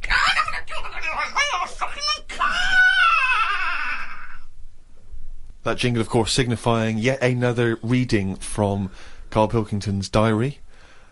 As always, packed with rich insight into the man's mind. Had a late night last night because I stayed up to watch a programme about monkeys. It's already good. Of course he did. It's already good. Now, before I read on, I mean, is this not some kind of monkey news? Is this not a late return to monkey news? Well, it's not that good. Is it not? Whereas the other monkey news is... Oh, chimpanzee, that's some more shit! This is what he says. This is what he gleaned from the programme about monkeys. It sat on a bridge and wanted stuff off people to walk over the bridge. What? So it was acting as some kind of toll booth, This is ridiculous. No, it was a bridge in like the jungle. Oh, shut the fuck up. And it's a monkey that sat on a bridge, and a lot of tourists go through the area. No, it's a monkey to look at them. who realised that if he sits there, he'll get stuff because it look like it's a cute little chimp begging. No, but every time. Yeah, because you give a monkey, I'm as bad as him now. If you give a chimpanzee a banana, and he starts realising that humans have things to give. Yeah, but it's all squirrels sorts of learn stuff. that. I mean, you don't go, you wouldn't say, went to the park, the squirrel's waiting at the gate. You have to give them a toll to go in. They're only going to give them a nuts. They come up to you every time. You fucking idiot. Went to bed after watching it and fell asleep thinking about it on the bridge right now. It's a bit bad, really, because the monkey should work harder for its food. It made me remember the slug I saw yesterday that was eating bird poo. Nobody would ever help a slug with food like they do with ducks and monkeys. A slug's life is pretty bad. The only time they come out of their den is when it's raining. Den. So even their days out are depressing. It is. Do you know what I mean? No. It is like, it's a horrible thing to be, innit? A slug. I love him talking about what is it like to be a slug. No, just because, like, the monkey, even though it's been quite aggressive, everyone was like, oh, give it some water, and it was well, like, kitted out. It had, like, you know, chocolate bars, bottled water, some, like, you know, fizzy stuff, and all that. An iPod, it was listening to Monkey News. It could have had one if it wanted one. It was getting away with murder on that bridge. And that's just because it was furry. Yeah, if that was like a blob, like a slug, there's no way people would be that friendly towards it. And it just annoys me how you get this pecking order for, like, no matter what creature you are, favouritism. And that slug was only eating that bird poo because it wasn't being offered stuff. If it was offered toffees or whatever. Well, it's just sad, isn't it? It's come to that. That's where its life has come to. Yeah, but it's not as mollusk that's down on its fucking luck. It didn't live in a big country house, No, and this but wife it left is. it. The I kids was went, it started hitting the watching bottle. it, and I kind of thought, and look, they do only come out in the rain, and it's depressing, and it'll probably get killed in a bit, and that was its last meal. I just... Last meal? But it people wouldn't don't care. prefer steak and chips, Carl. It No, doesn't a leaf. have... It must like a leaf or you know, at the end of the day, it's an insect. They love a It's leaf. not an insect. Well, it's part of that gang. It's part of that... No, it's part of They that... hang out together. They hang out It's not. together. Why do you think it's part of that Because gang? it knocks about in the woods in the same place as a spider does. But what I'm saying is they're eating boring stuff because that is what's It's in not their boring area. stuff to them. They're not. I have no opinion of it at all. They take in sustenance. No, but where you are is what you eat. When I'm in London, I'll have beans on toast for lunch. On holiday, what? Tapas? Go on, I'll have a bit. So it's whatever you eat, what's in that area. Suzanne went off to work and I went to the shop to buy some envelopes. The shop was empty, but the fella behind the counter was on the phone and just kept talking even though he could see I was waiting. I started to count backwards from 20. When I got to 6, he hung up and served me. I won't use the shop again. Question, why count backwards from 20? So he's thinking, what's going to happen at 1? If I start counting from 1, he's going, well, let him carry on. What, out loud?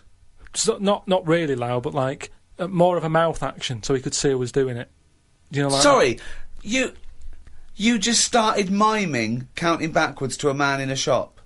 He's on the phone. The Yes. shop is empty. I Yes. thought he'd like me custom. He could have served me and stay on the phone. Even though I don't like that, at least he's still doing what you know, he needs to do. I'd have said, within the sorry, shop. can I just get these, please? Yeah. Well, I stood there and I thought, it's annoying me now, my kidneys aching, and I started to get a bit of a sweat on. So I thought, right, I'm going to give him 20 seconds, and if he hasn't got off the phone, I'm leaving. And when I got to about 6, he served me. What's wrong with that? Again, You are giving one yourself... of the strangest people. It's just giving yourself a thing. I could have been stood there for Free. ages. He's one of the strangest people who's free to walk Yeah. It's the about streets. No, I set myself a little target, and I thought I don't want to waste another 30 seconds in here. I'll give him 20. It worked. He served me at 6. But it didn't work. Yeah, but did he do it because you were doing that, or did he finish his phone call? I don't know. I was busy counting. Looked at what's been going on in the world. There was a human head attached to a seagull's body in a jar. Is that all it says? This is the sort of weird stuff that goes on behind surgery doors. I doubt it ever flew because the head would have been too heavy. Well, of course it wasn't. It didn't happen. It wasn't live. No, but they try this stuff, don't they? That's like that programme I watched with a Well, monkey's head who on. has ever tried to put a human head on a seagull's body? They've done loads of stuff like that. It's part of us moving on, isn't it? It's What are you talking about? I'm not going to Carl? get into arguing about Well, science you're because wrong. it's all Don't behind talk closed doors. shit. How do you think we can change a heart now from another body? You have to try things out. It's trial and error. All sorts of weird stuff goes on in hospitals, but we let it happen because it's to help us out in the long run, isn't it? But what are they aiming towards when they're going to find out if you can put a head on a seagull's body? What is that? What are they want to learn, and how do they want to apply that knowledge? A new heart. It is obviously for a reason. It saves a life. Yeah, What is this, to save money on transport? Instead of getting a bus pass, you go, can I put my head on the seagull's body? I go, well, it won't work. Well, try it. Yeah, but there is odd things like that. Like, I saw a fish the other day, right? And honestly, it's the weirdest thing. It was just like a blob with a face. Now, I would never have said, yeah, let that swim about. I'd have killed it from day dot. I would have gone, get rid of that. Oh, God! Under what circumstances would you have killed that from day dot? I'm just saying, looking at it, I'd say that does not work. And it looked sad. It looked like it didn't want to be about. Have you got her number?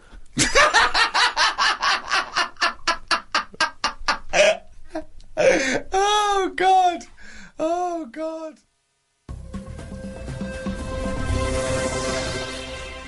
Well, that's it for another week. The end of episode 5.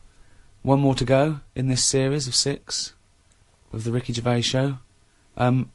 We'd love you to buy Karl's book because it is genuinely interesting and funny as a you know, just as a social experiment to see that you know, it proved Karl's theory wrong that a monkey can write a book.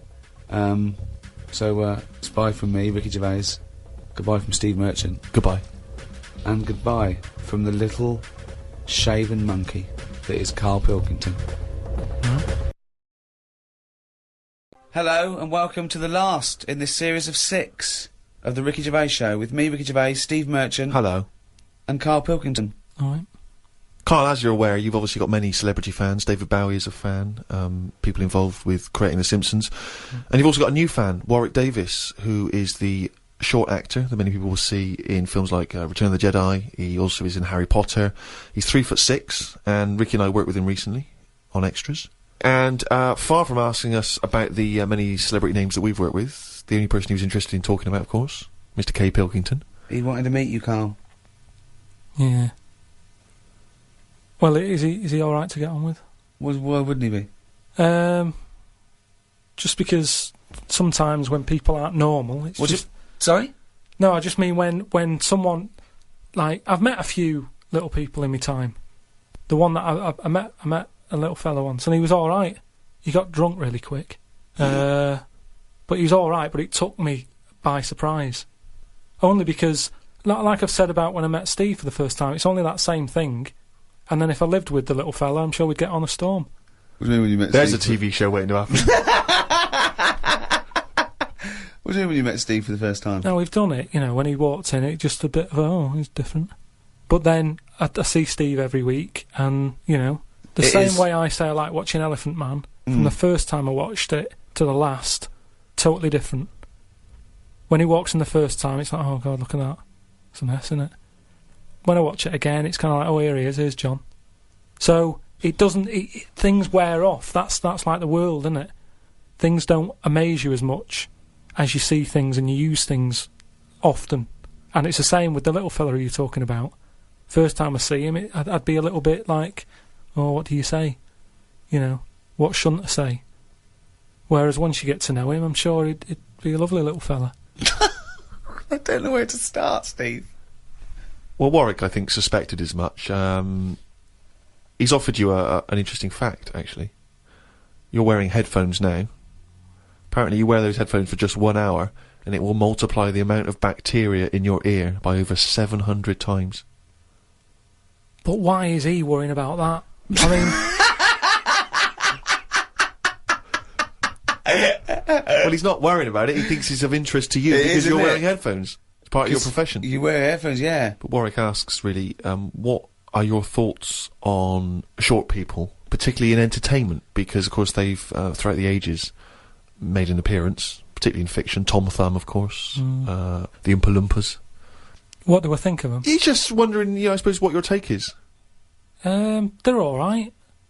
I mean, when I was on jury duty, when you go in the morning, you have to go into a big sort of waiting room, and every day I'd sort of see one pop in, and he'd be sort of struggling getting on the chair, and it was kind of something to watch. It was different. That's what's good with things in life. If you look at stuff and you go, oh, look at that, and seeing him struggle on the chair, he was happy. He wasn't struggling in a way that he felt uncomfortable. He'd obviously climbed a lot of chairs in his time, and this was just another one. And watching him, it just makes you think. You go, I should appreciate that I don't have that problem every time I have to sit down and what have you. But I don't think it's that bad. If I had to pick being really tall or really small, I'd go for the really small one because, the world's a more interesting place for him, isn't it? Everything's bigger. Do you know what I mean? We go to New York and go, wow, look at this. And they go and they go, oh dear. Do you know what I mean? Everything's a lot bigger. Everything's more amazing. Food portions. Everything's a bonus. So out of the two, I'd be small, and maybe that's what I'd chat to Warwick about for a bit, just to get to know him. Brilliant. It's a shame in a way that he's not been able to pop in. I'd like to hear that conversation. But I've got, speaking of like weird stuff and that, I've got a new... Well, we weren't, but go on. No, I've got a new book. Do you know I had that Freaks book? Top 50 Freaks. Got a new one sent to me. Really? Yeah. And do you know, like, everything normally has a name. So, like, if it's the two-headed fella, they're all nicknames like that, aren't they? They've got two nicknames, I imagine. But this new book I've got, right, on the cover of this one, it's got, like, a woman with 3 breasts, right? And she's called the three-breasted woman, as you'd expect. And there's what else was in there? There's a fella, the one face. Why is she posing nude though? That's what I want to know. Showing off. It's not the worst disability, is it? Well, just 'cause you got 3 doesn't mean you have to get them out for the lads, does it? Tart. I know. Well, she looked happy. And there was a fella with like one face but 2 bodies. Doing one face but 2 bodies. One face, 2 bodies. What do you mean one face, 2 bodies? Surely one head, 2 bodies. Head as well, but it was mainly the face. That was weird because he looked fed up. What are you talking about? How what can are you have talking a face about? without a head? How can you have... What do you mean? How did it join to the net? Well, it did have a head, but the fact is, it was weird that it had one face to me. What do you mean? Well, if you've got one head, you'd have one face. Yeah, I know, but it was the fact that he had one face and 2 bodies that I didn't think. But why do you keep saying one face and 2 bodies as opposed to one head and 2 bodies? We're all the man with one face. Yeah, but now I've got one body. Yeah, well, surely he's the man with 2 bodies then. Again, the description. Roll up, see the man with one face. Yeah, I know, yeah. He's just got, like, a face and then one neck, and it splits off into 2 bodies. It's really weird. Honestly, it's weird. It was ages ago. Well, no. No, it doesn't happen. So it's full of stuff like that, right? And what I'm saying is, that fella, the one-faced man, the 3-breasted woman... He wouldn't be known as the one-faced man, is what I'm saying. Well, that isn't the peculiar thing about him. No, well, they all had names like that. Right. But there was one thing in it that didn't even have a nickname. It was so weird. What do you mean? It just said unidentified. What does it look like? Sort of testicles for eyes. That's. It just reminded me when you. What talk do you about mean strange. testicles for eyes? And what is it? Did he have a normal body? I didn't even look at that. Oh, So that's what I'm saying. Though, attracted to the oddness of the thing, and that's what I was saying about Warren when he walks in. Warwick. It'll be odd for a minute, and then I'm sure For him it will be. Yeah. He'll get used to you. I mean, like I've said, I'm surprised that things like that don't happen more, because especially after being in hospital and seeing how the body works and that. You have no idea how the body works. No, honestly, I've got me right. head You round have it a bit. no idea. You've learnt nothing. I've got me. You've learnt nothing since the age of 7. I've got my head round it a bit more, and the way that there's loads of people in the world, and yet you don't see people with like dangly eyes more often. It amazes me. I love the fact that he's amazed by not seeing freaks. Yeah. It's incredible. He's walking down the street going, oh, everyone's got one head. That's weird. Suzanne, see any dangly eyes today? No, me neither. It's weird, isn't it? What's going on in the world? Warwick's not been the only correspondent. We've had a number of people. Remember years ago we used to encourage people to send in questions, and those questions have been drifting in ever since, really. Just things that people want to throw at you, see how your mind works. Karl, do you mind answering a few? I suppose you might loosely term these philosophical questions, or at least questions that might help you think, ponder on some of the bigger ideas. This is your forte, Karl, philosophy, isn't it? Yeah. Question 1. Karl, are all men born equal? Well, we've talked about Warren. Warwick? Say if, like, the Pillow Man, right? The fellow with no arms and legs. If everyone was like that, he wouldn't be... that wouldn't be a disability. He'd be equal to everyone else, wouldn't he? When someone fights for equality, it doesn't mean they want to be treated literally the same. For example, it's usually about a prejudice, isn't it? Or a lack of opportunity. Yeah. If you were... just to think of equal opportunities in terms of a job. Yeah. If you needed someone for a lookout on a lighthouse and a blind person went along, they couldn't do the job. Whereas if it was listening for stuff and you didn't give it to the blind person because you were worried about, blind people, that would be imposing a prejudice because he could hear as well as you. So if he was the best for that job, he should get it, despite his other disability. But I'm pretty sure, your ears are important in a lighthouse. I'm pretty sure he's come down on the wrong side of the argument, Steve. Keep going. Go on. No, I just want to hear it, I mean, if they want to go for any job, go for it, but then don't moan if you don't get it. That's all I think. Is that your equal opportunity statement? That's your statement. Well, I don't take anyone on, so I don't have all these worries, but I'm just saying, if I was in charge of that lighthouse and the deaf fella turned up, was he deaf or blind? Well, it depends. I gave you there two was one of scenarios. each. There was a deaf guy and a blind guy. And no one else.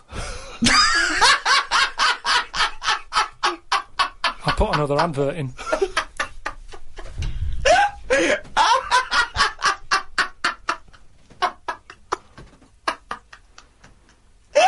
Okay, well, we've got another question here, which I suppose in some respects is along the same lines. Do you believe in the notion that history is written by the victors, and consequently... Well, don't tell him what the upshot of that is. No, I was just saying, consequently, what does that mean? Yeah, sorry. And consequently, what does that mean for history, as we understand it? Just that stuff's written by the people who won it, type thing. Won what? Won whatever they did. But what yeah. But Well, if it's a war, the ones who won it wrote it. But Yeah. of course you're going to do that. That's what you do, isn't it? You shout about it if you win something. If you lose, you go, oh, don't talk about that, it's depressing. no, doesn't mean that at all. Because they're not around. Well, it means very often if someone has conquered a nation or set up a dominance somewhere, that they keep an eye on what goes out, what's propaganda or whatever, or what's taught in schools, But it's even more significant than that, because it comes down to the very, very minute pieces of information that we see in every walk of life. Prior to black people having their freedom when they were slaves, history, or the history of black people, was not being written by black people. Therefore, it was always seen through white eyes, which often explained, justified, or excused, or dismissed, or didn't even mention many of the abhorrent things that happened. So it's hugely significant. I suppose you can bring out 2 books. There's loads of books, isn't there? I brought one out. If I can get one out, let the losers bring one out. Is what I mean. Just let everyone have a book, and then you decide. Let people decide which one they want to read. I think they did it with some story where it was like you decide the end. Okay, that was largely a pointless exercise, wasn't it? He's got no idea. Karl, do you believe that the future is fixed? Do you believe that your life unfolds as a matter of destiny? I've heard something about this, where there's some system that it is laid out for you.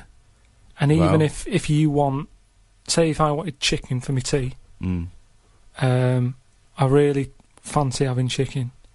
But when I get to the supermarket, the fella goes, we haven't got any chicken, you're having beef. They say that was already laid out for you, and that day you were having beef. No matter what happened. Fatalism. There's a slightly more attractive theory called determinism, where they say it's not so much... if you want chicken, you'd go to the next supermarket and you'd go, well, I'm going to find it. It doesn't mean it doesn't mean you're determined in that sense, like you're definitely going to have chicken tonight. It means that it was determined, as in predetermined. But all determinism basically says is that it's not whether you can choose. It's whether you can choose your choice, because it's it's to do with brain states, and we think we have the illusion of free will because you go, oh, I have a drink, oh, I fancy Coke, but something in you happened that meant you wanted Coke. Well, this is weird, right? Because do you know how I've been in hospital, having me kidney stones done and what have you?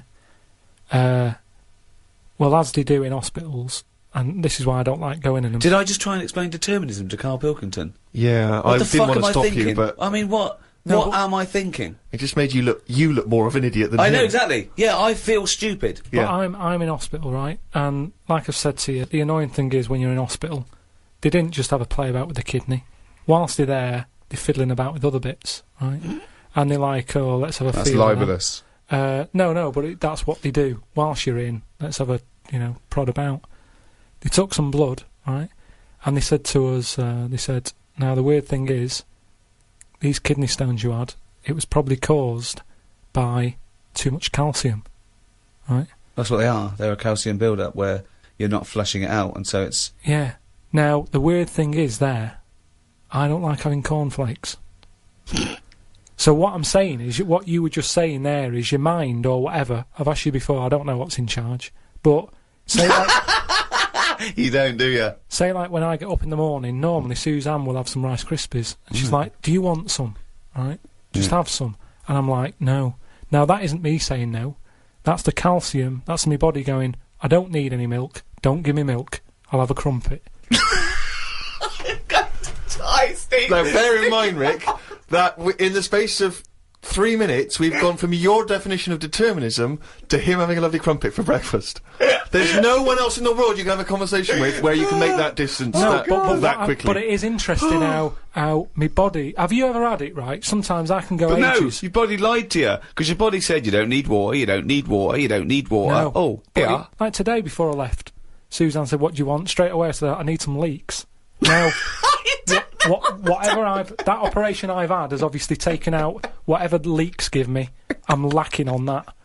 See, I think he probably has it more than the rest of us, because I think he uses his subconscious more than us. We think about stuff. He is like the leech that is going on chemical memory. Yeah.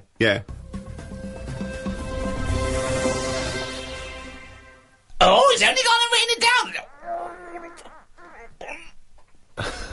That jingle there signifying, of course, once again, another reading from the diary of Karl Pilkington. Now, of course, for those of you who have not been keeping abreast of Karl's medical complaints, just bring us up to speed, Karl. You had to go into hospital this week, because previously you'd had I've been treatment. in and out, honestly. I've been in and out of that hospital, just with kidney problems, really painful and what have you. And He had kidney stones, alright. No, but seriously. Monday. I had a bit of a lie-in today because I have to get up early for my operation tomorrow. Not only have I got to have tubes shoved up my knob, but I also have to get up at 5:50. Suzanne said I could have what I want for my last dinner. It's not your last dinner, you're going for an operation. Yeah, but you can't take things for granted these days. Oh, I had shepherd's pie and peas. Suzanne made it from scratch. As nice as it was annoying. Because making stuff from scratch means loads of pots, and it's my job to do the washing up. So much as the food was nice, there was loads of pans and that. People who get their last dinner on death row don't have to wash up. Got up at 5:55. You were supposed to be getting up at 5:50 on the other page. You were 5 minutes late getting up. He's often late. Often late. No, just because I needed to have water. Before 6 o'clock, they said, don't have anything after 6. We'll get up at 5:50 then, like you were planned to. Doesn't You had take 5 minutes sleeping. Doesn't take 10 minutes to have water, though, does it? Well, why'd you say 5:50 in the first time? Because then it tricks me head, doesn't it? Going, oh, I had an extra 5 minutes. Tricks me head. Because then it tricks me head. It got to the hospital and had to wait in the waiting room. There was another 9 people in there waiting to be sorted. I got called in. They sat me on a bed and took all my details down. 5 minutes later, I'd been knocked out. I got woke up when they were ripping a pipe out of my throat. I felt more rough this time. The doctor came to see me and said he couldn't find a stone, so I must have passed it. I said, are you sure? He said, yeah, we filled your kidney with water and expanded it, and there was no hiding place. I sat in the recovery room for an hour while they found me a bed. One of the fellows who was sat in the room with me this morning got wheeled in. They couldn't wake him up. All the nurses were laughing because he didn't want to wake up. I bet they were laughing at me when I was in the theatre. Someone told me they totally strip you when they're operating. I would have looked like the alien on the Boswell incident. Boswell! Boswell! It's quite a nice analogy if it weren't for the fact that you said Boswell. It's the Roswell incident. Didn't sleep much through the night because there was a 60-year-old fella shouting at the nurse about his pillows. I don't think I slept through a full hour with one thing or another going on. My bed was next to the toilet, so I kept hearing the flush. How do they sleep in hospitals, though? They wake you up to give you fucking sleeping pills and things, don't they? How do you sleep in there? It's always hot. It's always like 90 degrees. There's no air. Is that to make you drink water? I don't know what it is. There's no air. There was an old fella across from me who kept breaking wind. He didn't even try and cover it. He was just of that age where he didn't care. Just like, that's what I do. I'm in the hospital, leave me alone. What do you mean? Just, I don't know what was wrong with him. I talked to him because at first I felt sorry for him. I was a little bit like, you know, he's had no visitors. No one's calling him up, so I'll talk to him. But then he got that familiar with me that he'd just be doing it whilst I'm chatting to him. Just like he's my granddad or something. It's just like, oh, that's what he does. It's like, well, I'm ill as well. Stop doing that. Honestly, unbelievable. He didn't even try and cover it with a cough. It was just like, that's... With a cough? How would you cover it with a cough? Just non-stop. Got home and sat down. My pains are coming back, but the doctor said this would happen, that my insides are still in shock, so I need to take it easy. It's 9 o'clock. I'm in agony. I can't do the diary for the rest of the day. Jesus. So you may as well just tell us then what happened. Right, well, yeah, after that, went back in. Suzanne just got frustrated with me because I was rolling about on the floor and she was trying to watch Arthur, right? So that was on the other night. I thought it was when you lodger. So, and she said, look, if you're in pain, do something. She said, you know... You went and got a cold plate. Yeah. No, use an ashtray. Plates are for liver damage. She said, right, come on. Let's, I can't put up with this. It was like 2 o'clock in the morning. So we left the flat and what have you. Got in a taxi. He filled up on the way, which was annoying. He didn't. That is cheeky. That really, I mean, he could On the way to the hospital. So, because he's not an ambulance driver. Did you explain that to where you were going I to? was in that sort of thing where you just can't be bothered. Do you know what I mean? I was in a sweat and stuff. He came back with a scratch card and some barbecue. Briquettes, yeah. So anyway, he gets us there and he doesn't charge us, which is pretty decent of him. That's right, yeah. So I go in and there's like, I don't know if you've been in like A&E at like Grim, I imagine. 2:30 in the morning. Oh. It's just depressing. Fluorescent light doesn't help because it makes everyone look iller than they actually are. So in there was a woman who was just sat there crying. She wasn't holding onto any part of her body. She was just sat there whinging. And when you're feeling bad, you've got that going on. So you just want to tell her to shut up. There was a fella who was like moped over in a wheelchair that someone had just chucked in. Moped over? It looked like somebody had just sort of found him and wheeled him in. Nurse? Who's the guy moped over? So this gay fella came through. And, How do you know he was gay? Just the way he was. I'm not having a go. He was a good fella. Do you know what I mean? A doctor, you mean? No, he was a nurse. Right. And he came through and just sort of went, "Oh, how are you?" And I was like, "Oh, I've had better days." So he got As me you on mentioned in the diary, I remember the first time when I came here, they said the nurse might put a tablet up my arse. I thought the chances of that happening had just increased. Oh, Karl! Yeah, but I would have let him do it. Honestly, I was that sort of out of it. That Of course you'd let him do it. He's a qualified nurse. No, but the way I am now, say if it was just a tablet for sorting out my blood pressure, and I walked in there and he went, "Oh, hello," and he said, "Yeah, let's pop that." I'd go, "Hang on a minute." But what I mean is that night I would have just let him put 3 up. Honestly, it's just weird, isn't it? How your body just goes, let them get on with it, and you trust anyone, don't you? When you're in that much pain and you need, and they're a qualified nurse, yes. They gave me some morphine, and my sort of head caved in again like last time, and then the pain went. But anyway, just turns out that I'd had a load of like blood clots in the bit from my kidney to my bladder. And that was acting as a sort of a stone again. No, it's just a scab, isn't it, where it's curing it? So. No, but all the work, when they blew up the kidney 4 times its normal size. So there was no hiding place for the stone. Yeah. So when they did that, it caused a lot of blood. It must have ripped the sides of it and stuff. And then that blood was in the kidney, and it went down the pipe and blocked it up a little bit. And that's the pain that I had. It was sort of... had problems getting through all this thick blood that they'd caused. So, the weirdest thing that happened when I was in there, right? The morning like after I'd had the morphine and what have you. Right? I slept pretty well, but I woke up and you have like a telly for your own bed, that you're allowed to use if you pay for it. Right? So the glow from that woke me up because they come on at about 7:10, and the telly's in front of your head. Right? So you're getting this glow and you're going, oh, what's that now?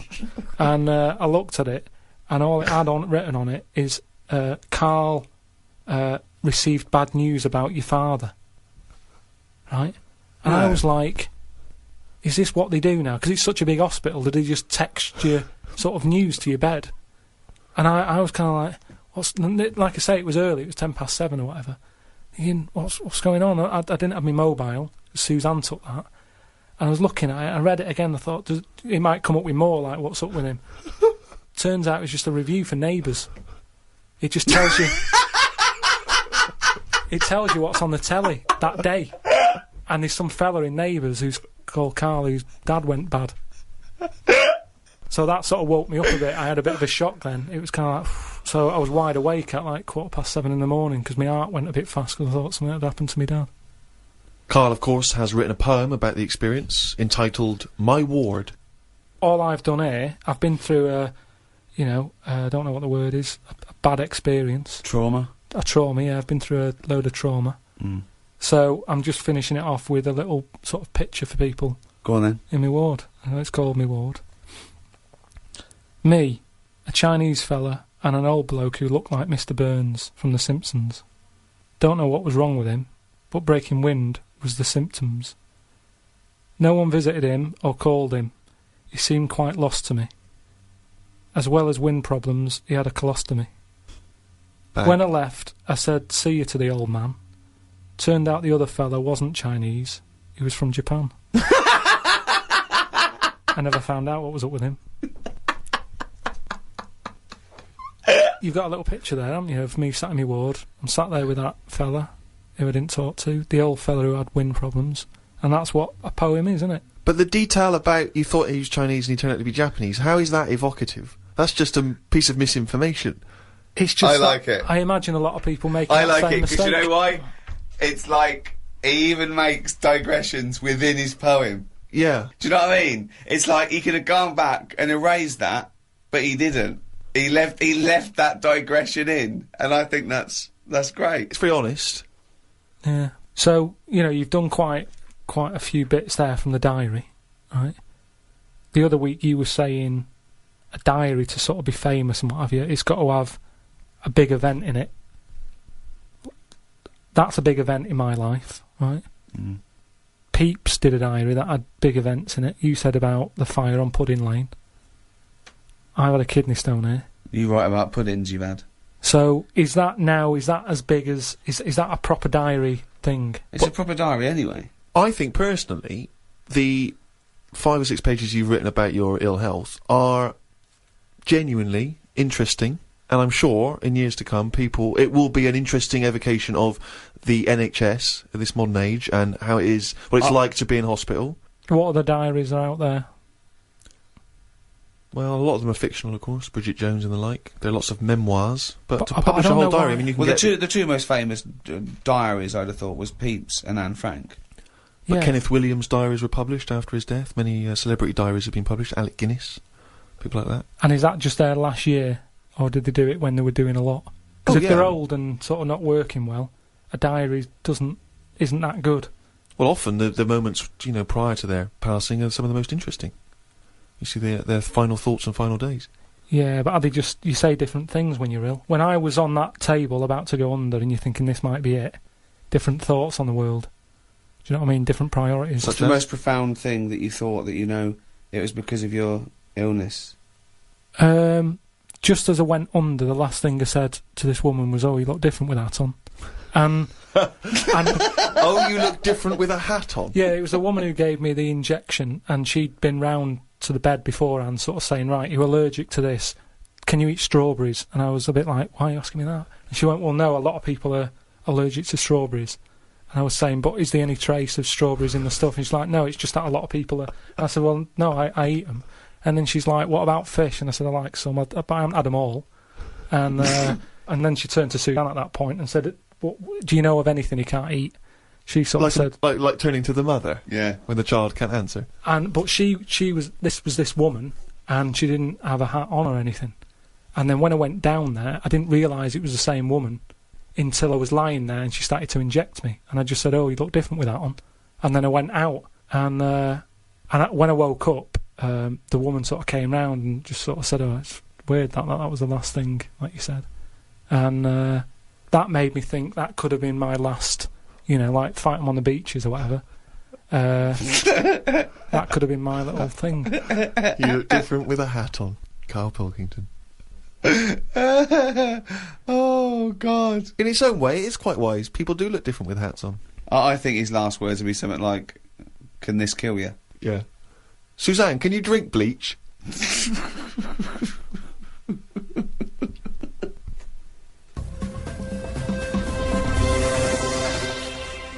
So that's it. That's the end of this series, the third series of the Ricky Gervais Show. We'll have to give it a rest for a while, won't we? I'm exhausted. Thank you, everyone who bought the series. All 24 episodes we've ever done are available on iTunes. So, yeah, if you haven't heard them, maybe we should do a free one now and again over the coming years. Should we retire from podcasting and audiobooks? We've made our point, haven't we? I think we've made the point, yeah. I mean, you always leave them wanting more. And let's be honest, we passed that long ago. So we may as well stop now in as good a time as any. So let's never say never, but for quite a while, it's goodbye from me, Ricky Gervais, Steve Merchant. Goodbye. And Karl Pilkington. All right.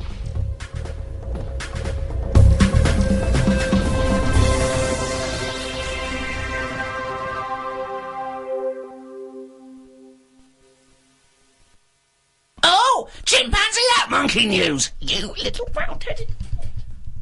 Right, years ago, people only drank water, didn't they? How long ago are we talking? Going back a bit. Okay. And it was just the norm, everybody was happy with that.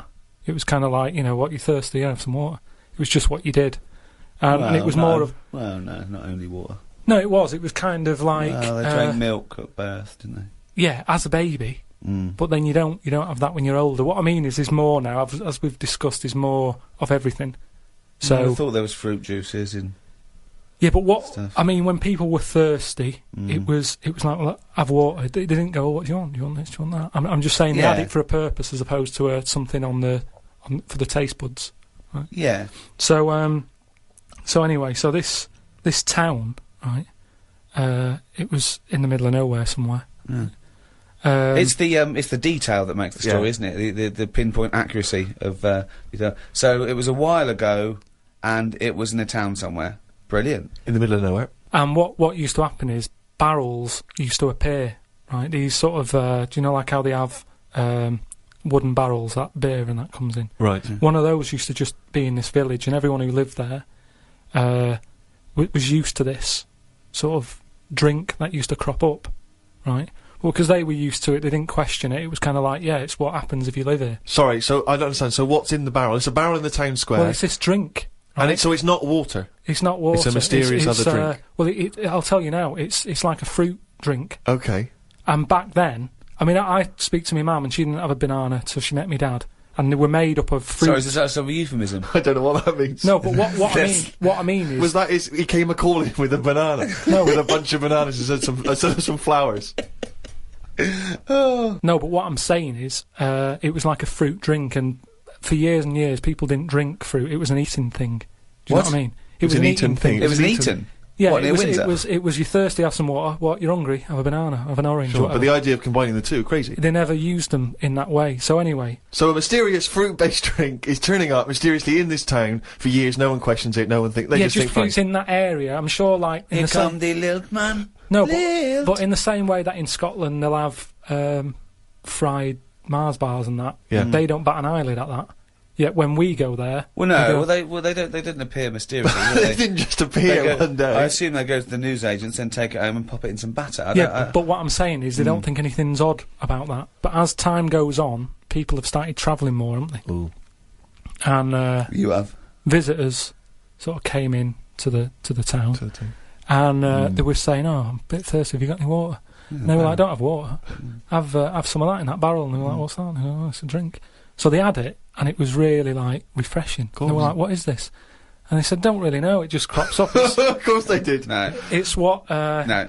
It's what you get if you live here. It's part of living here. Right. So they were like, "Brilliant. Do you sell this?" And no, they don't just sell it. We don't even know where it comes from. Just have some whilst you're here. We don't even know where it comes from. No. So the thing Bollocks. is, this helped the town out. That's because, before the monkey appears. This shit.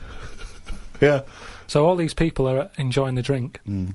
Word gets out, and it went on for a couple of years. But they say it travels fast, doesn't it? If it's good news, it travels. If it's good news or bad news, it travels fast. Yeah. So But, news travels fast. Yeah, just news. Yeah, news stuff does. So anyway, so some Fucking business. monkey news doesn't. This has taken half an hour. So some big business fella who was on holiday in. Any specifics? He was from Chicago, Right. Oh, and interesting. he How flew tall in. was he? Hold on, though. So, this is after Chicago was founded. Right. Yeah, Chicago was knocking about. Oh, they had loads of drinks then. Yeah, they had alcoholic. coffee, tea, tea, alcohol. yeah, they had every drink under the sun. Yeah, but not like Every drink under the sun. Not like- Apple juice, grape No, juice, they didn't. ciders, wines. Yeah. So he came Oh, in. if Chicago was founded. He, Then, he came yeah, in. probably and, 19th century. Oh, there's loads of shit about. and he was saying, "This drink you've got here, he said, it's good stuff, you know." Mm. He said, "Whose is it?" And they said, "Well, it just appears and what have you." And they said, "Well, that's a bit odd." So anyway, he got a bit annoyed with it because he wanted to take it back with him to Chicago. He knew there was an audience for this. Well, yeah, because they got bored of tea, coffee, all the other drinks all and the other available. drinks and that, yeah. So he waited Mead. at They've night. been around for years. Waited behind a truck. A truck. Oh, so it's, So we're in the truck. motorised age. Oh, so at least 1890 something. I'd have thought. And he saw this little fella bring the barrel out. How little was the fella? It's hard to tell in the dark, and they were quite far away. And the barrels, you know, it's you know what I mean, it's Tricky, hard to tricky. work out. He was short. His arms were long. So they followed him in, right, and saw what was going on, Okay. like how it was being made, and they said, "You know what, we can have a go at making this ourselves." And what happened in the end? They tried to imitate it in Chicago. There was a orangey tang, right, It was made by an orangutan, wasn't it? and do you know grapefruit juice? Mm. They had like ape fruit juice that they were good at crushing the fruit with the feet and what have you, and that's how them two. So it was great ape fruit drink. Yeah. Which probably got abbreviated over time. Ape fruit juice. No, it was great ape fruit drink. It was because it tasted great. That is a load of shit, Karl. That is why we stopped doing it.